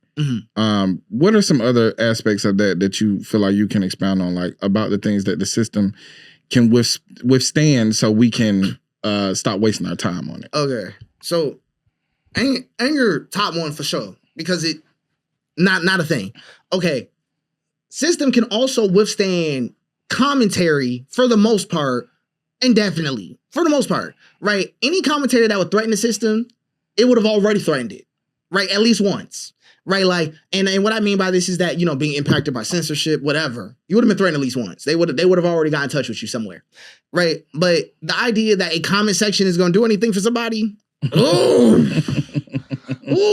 I know a lot of comment heroes. I know a lot of them. That ain't gonna happen. That ain't gonna happen. So I would say the system can withstand the First Amendment indefinitely. Okay, like the First Amendment is not self-threatening to the system. That is not enough. Now, what about when it comes to press? See, and also I was gonna ask you this. There's a 2-part question. Can it withstand press? And do you feel like independent journalists in America need to show up in Minneapolis as press as is described in wartime? Right. See, I feel like it might be as serious as this. I'm not even. I want to be able to have the room to flinch at it, but I don't. Right. I really do think it's like that. And because when we think about what it means, what press currently means to the system, press means can be bought. Right, to the system right now, can be bought. Pretty much. They was already talking about making CBS more right wing, right? Like, so. But when you say can be bought, do you mean they can buy in the sense of control the narrative, or buy in the sense of delegitimizing the narrative? Because we look at Fox News and it is labeled as entertainment news. We know that it is a system of propaganda. Right. Like, this is something that anybody who is not a part of this cult understands. This is a propaganda machine. This is state propaganda. This is state propaganda. Right. So, like, there's no reason to watch it. Right. Right? But what I'm speaking to is more independent media, and I don't know what outlet they would use. You know, I think that's TikTok, where it gets stiff. Social media is a shaky space to share that thing because it so easily can be removed. But I would like to see, you know, if ICE is dressed up for war, if agitators come dressed up for war, then press should be there as wartime press. See, I think that's just the reality we might be in right now. It is to me. Right, because when you look at it, right, just more flatly, you're there as press, right? They see you recording, you'd probably be shot. I'm just trying to be honest with somebody. War crime, though. You would likely be shot, right? I'm just saying what it is. So we probably do need more, like, not even probably do need, we do need people to be willing to be honest in a way that narratives are not willing to be. So always look at the current news, not necessarily as a marker of truth, but as a marker of what's allowed to be said. Because what we look at is, what we hear from news like ABC, all that stuff, is corporatized press. Corporatized press would never harm itself because they need ad revenue to show up right there for your dead body, right next to your dead body. They're gonna put ad revenue, right? This is one of those, but they need it though, because if they ever were super honest, it would scare off the same ads that the same corporations they rely on, right? Scare off their stockholders, all that stuff. So always look at the type of thing about, okay, this is what we're willing to say. That's all. We're willing to say that. Cool. Right? Like, what we need to go way farther than that traditional narrative. Because the news ain't never freed nobody. Right? Never. News reported our freedom, though. Yeah. And framed it. Yeah. Now, the reason why I asked this is because I think about a space of the mother of Emmett Till utilizing media to show the brutality of the South or just racism in general. Right. Which galvanized civil rights movement and galvanized a lot of different movies across America to activate Black Americans and fight and to fight for their freedoms, right? Right. To say, even if this does happen again, we're not gonna take it lightly. And also, like, the goal is this never happens again. Right. So the utilization of media in that space actually created movements that created some gestures of freedom for Black Americans, even if we still have to deal with all the system and state bullshit. Right. I would say that that works. We need to prepare for the opposite to happen immediately to that, which is mass slander. Right, like, so you're not gonna get a clean shot at a narrative no more. That's gone. Yeah. The idea that you're getting a clean shot at a narrative, we literally need that post, right? Displaying the visibility, right? Force visibility, but also the other side, right? The other side of it, which is more like, I mean, you could even say like, okay, this is the type of counter narratives we're dealing with right now, right? Having a real conversation about the narrative landscape. Yeah. Right, like just the actual environment. You know what I'm saying? Like, but so not necessarily dispelling lies, but listing lies. Right. This is the illusion. Yeah. This is what happened. This is what they're gonna tell you happened. Right. When you hear this, don't pay it any attention. Right. Stay focused on what happened. Like Alex, what's his last name? I think it was like Preddy. Alex Preddy was disarmed and then shot 10 times. He was a U.S. citizen. He was operating well within his rights, using his freedom of speech, his freedom to record, utilizing his right to bear arms. He was disarmed. He was they basically took away his device. That was an extension of his freedom to record. Jumped him and then shot him and murdered him and shot him 10 times. That's the narrative. That's it. Anything else they tell you, we have to ignore, and we have to like stay steeped in this narrative, because they're gonna utilize their far-reaching media to tell a lie. And we need mass discipline. It's hard to tell people It is, bro. We it's so desperately desperate. needed. Oh my God. Like, bro, what we need more than anything is for niggas to lock in. Like, stop what ifism, stop what aboutism, take a thing as a thing, and run with it. That's where the discipline part comes in. It's like, niggas get in the comments and start getting way off topic. I need you to stay on topic. Yeah. I need you to stay out of the future and utilize the past so that you could be effective in the present. Right. Like you could use the future and the past as a tool, but what I always try to tell people is that you have never left now once. Never. You will never leave Only now. in your mind. Right, you will never leave now. Actually, even in your mind, it had to render right now to even get visible. So now is all that exists. Right, but a lot of people, they really will sit in an idea like where the ideas about the future are ways to pacify modern grief. Right, but grieve. Right, like this is something I've asked of white people too on my page. Like literally grieve. Like I want to see you cry over land that isn't yours.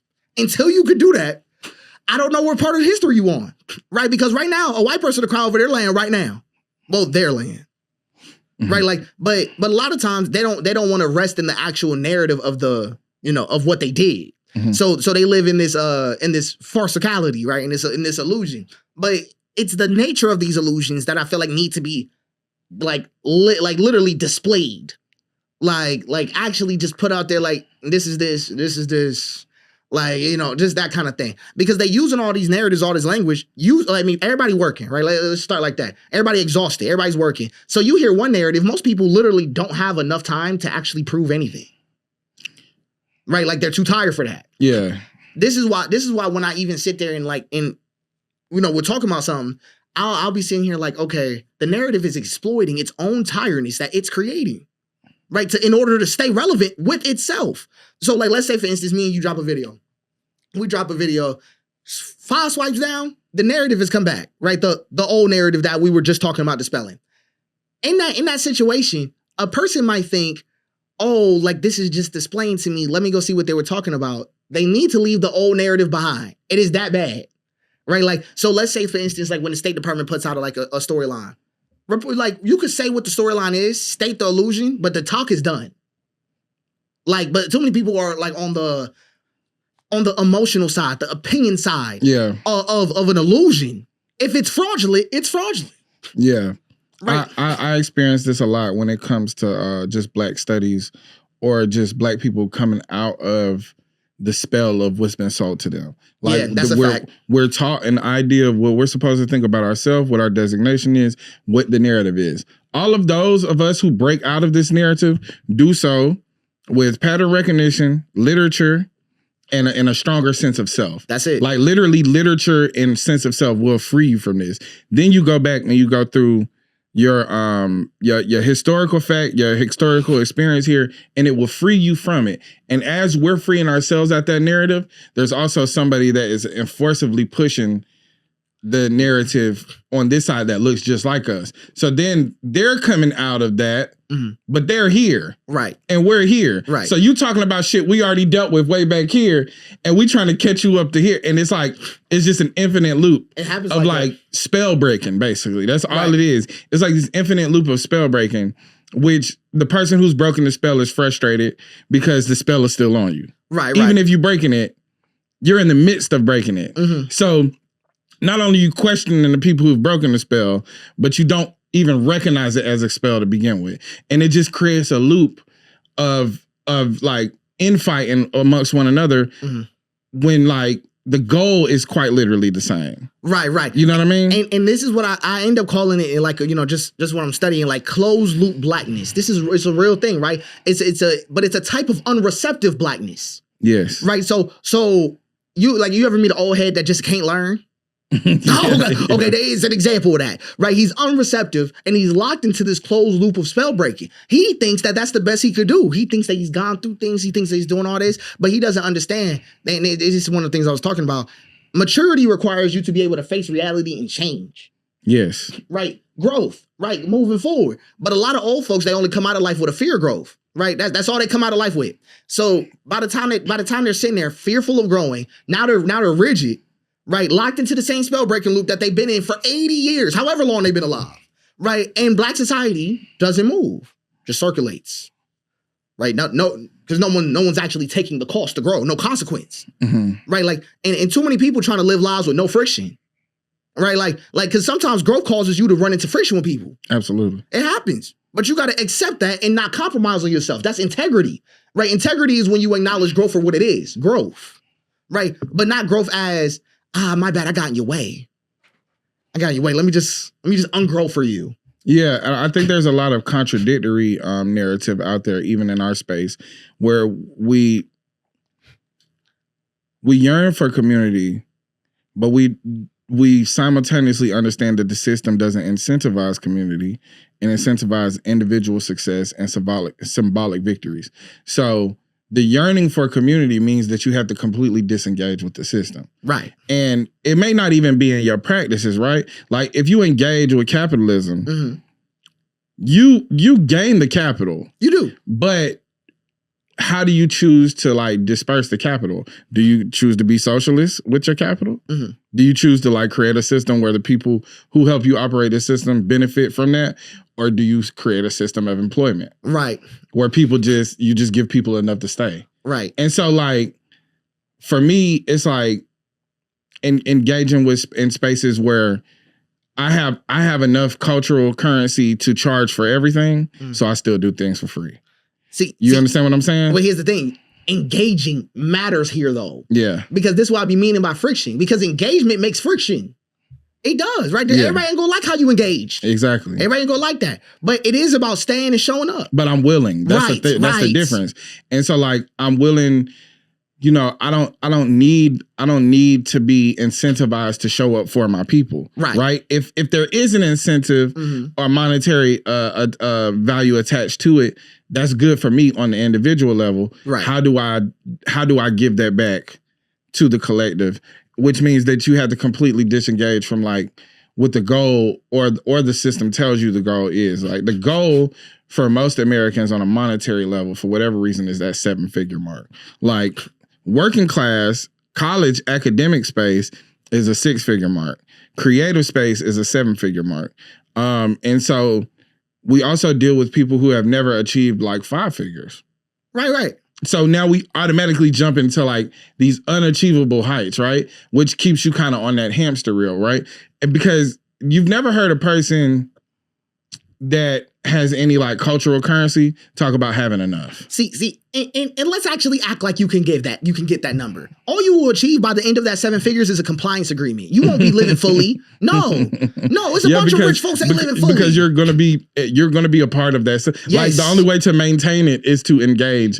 Right. Also, like to insert yourself fully into this system. We converted you into infrastructure to allow you to get this number. Yeah. Because now, regardless of who you are, there is no person that is earning 7 figures and not paying others. Right. So now you are a business, you are infrastructure, and other people are reliant on your labor to live their lives, which means that now the idea of stopping ain't even just about you no more. Nope. Well, I can't stop because this person depends on me or that person depends on me. Or if I stop, this amount of money will stop coming in and I use that amount of money to go and pay for this and that. You know what I mean? Like you get attached to so many things, and not only like things, but people. Right. And I think for me more than anything is like when we talk about community, we already, live in the W.E.B. Du Bois double consciousness at all times. We already live there. So then we also have to adopt a double designation, which is like, if I'm going to engage in capitalism, because first of all, this anarchist mindset that people have is not rooted in reality. It's rooted in something fanciful. But if we want to deal with the idea of community, then we have to disengage from everything that is the polar opposite of community in this system, right? Like, you really don't have no choice if you live in America but to engage in capitalism. Right. And even to give you just an easy example, rage rooms. Rage rooms are literally you converting your emotions into a transaction. You will walk out of a rage room with more cortisol than you had in there, right? Just because no work was done, no processing was done in the room. No, you actually paid to break shit. And then walked out more stressed. And also, too, the optic is the selling point.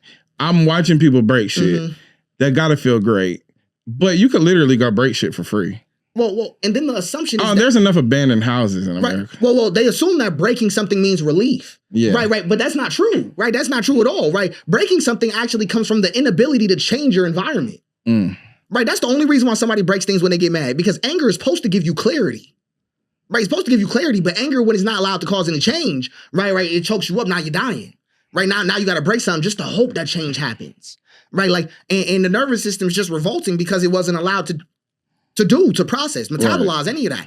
So most of the time, like, I always think about it like this: if you were mad at your manager and you went to a rage room, you ain't getting no promotion still. You ain't get no raise. You ain't get no raise still. And you still gonna be mad at them tomorrow. Drive home cost the same. Matter of fact, you got less money in your pocket. You just went here. Okay. I'm just saying it's this top example of no. You're supposed to allow rage to give you clarity and not allow rage to give you a transaction. Right. Like, but they market rage rooms like this to women in particular. This is a fun catch to even see.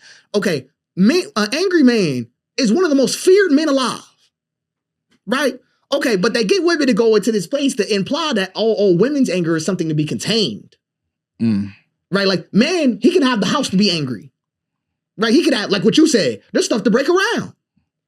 A woman has to go commercialize her anger. Anger has to have a place. Right? Like, and this type of thing, and this is why rage rooms get promoted to women and all, young folks all the time. It's because it's easy to dysregulate somebody or to commercially regulate somebody who didn't have a place to belong in the first place. Yeah, and your rage and anger has no room in this system. Right. But we've created a room for you. A literal room.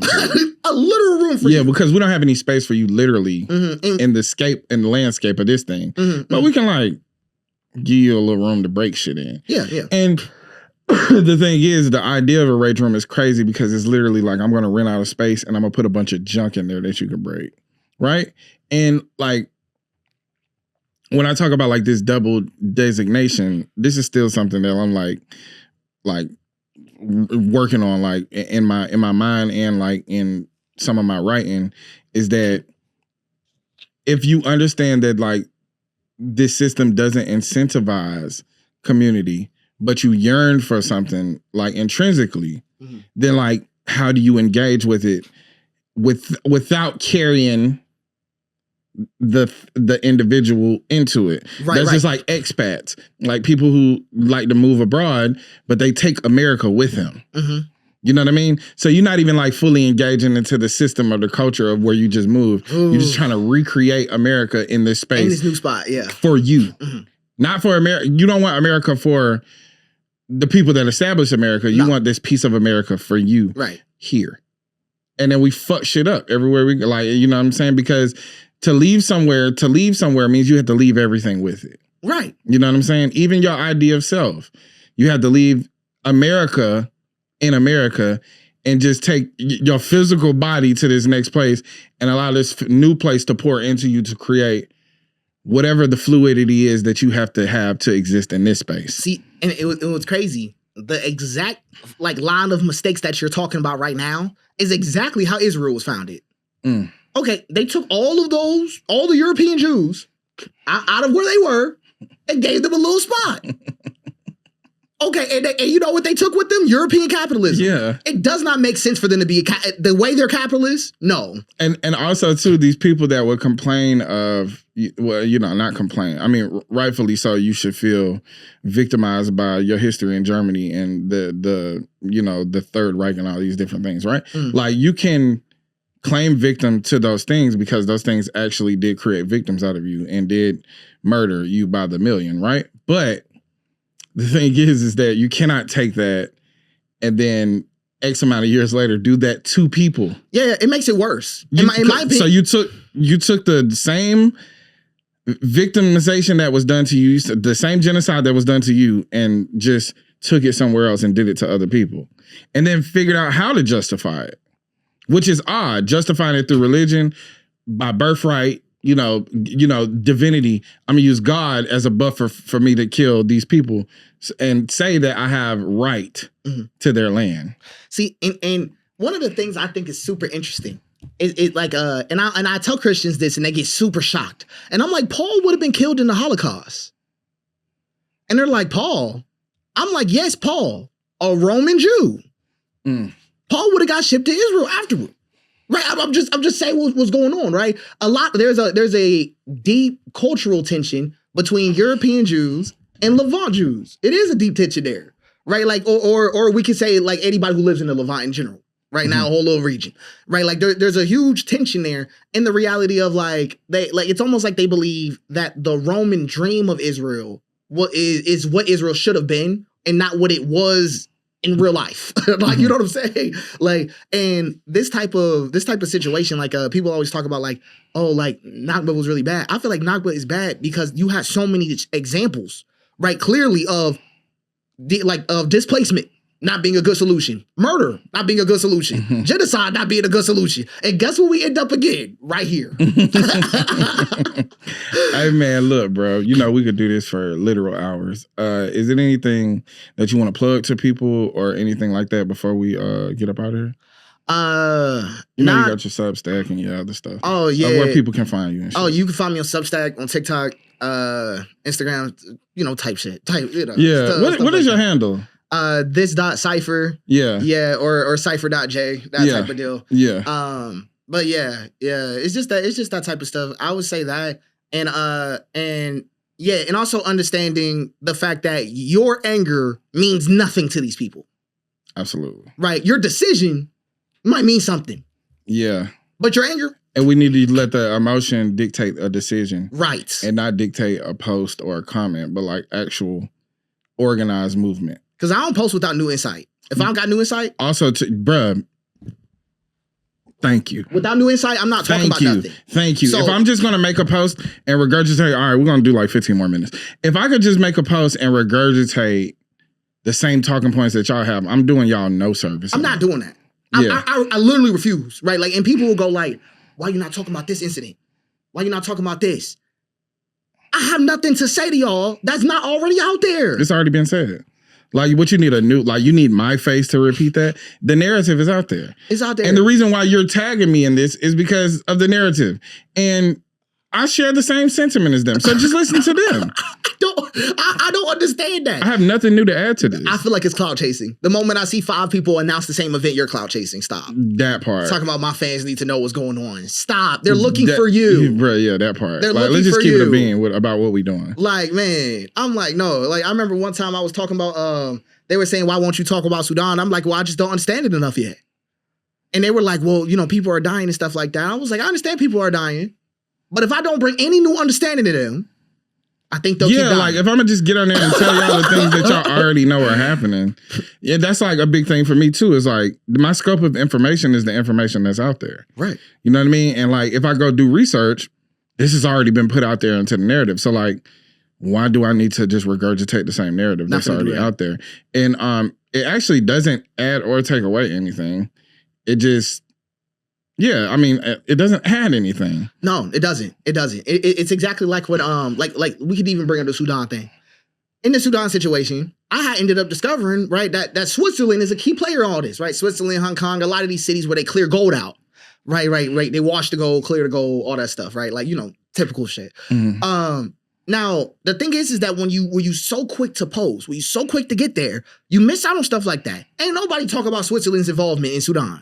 But Switzerland is how the gold is getting to America. Right. Right? Like, that's the whole point of that. Go, like, ship from Sudan to the UAE. UAE, you know, refines the gold. They ain't got no mines, 3 refineries, though. Ship that off to Switzerland. You know what I'm saying? Switzerland got stamping, got the machine to stamp the gold, but no refineries and no mines. Okay. Then the gold gets bought by corporations who privately run on a gold standard. This is an important conversation to have that unless I develop insight, we can't have it. Right. And the thing is, I see people blow like, and I want to say like their popularity or whatever. Like I feel like they ruin it like that. Like I've seen people like just almost ruin everything about their career off of this type of notion. Like, and because every event will feel like the one. Yeah. Like if you're just not developing insight, every event will feel like the one. Yeah, because I don't even utilize my platform in that way. Like, if something comes across and I can sit with it for a few days and really like garner my own perspective, but also offer a news perspective, then I'll just talk about it on my show. But I'm not gonna react to it on TikTok. No. Because first of all, like people don't understand how fickle 2 things are: trust and credibility.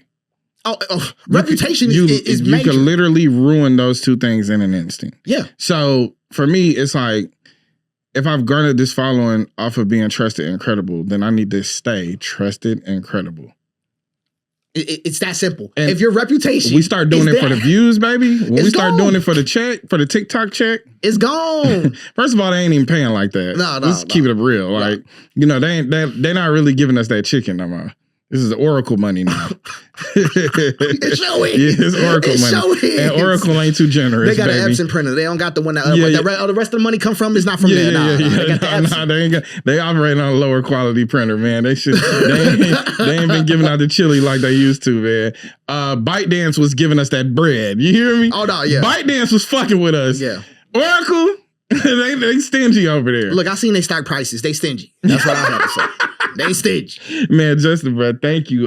Before we go, I want to say I am Deontay Kyle. Who's behind the camera? Big Ice Cup Cat. You are. I'm Justin Scott. Free Palestine, free Sudan, and nigga, more importantly now, more than ever, nigga, free America. Free us. Free us. Free us. Damn. Free America. Where's the free America movement? Okay? A lot of you niggas like to hide your racism behind your activism. A lot of you niggas like to place your concerns abroad so you don't have to deal with what's going on at home. Free America. We'll see you next week. Just rap. I just want to rap, you know? I just want to rap, man. I just want to rap. Fate was on my side. Yeah. Was my fate was on my side. Man. Yeah. They say without the proper labor, faith don't stand a chance. I put my faith in faith and stand on fertile land. I planted seeds that'll indeed turn into trees. Be forest and peace teas get printed to me.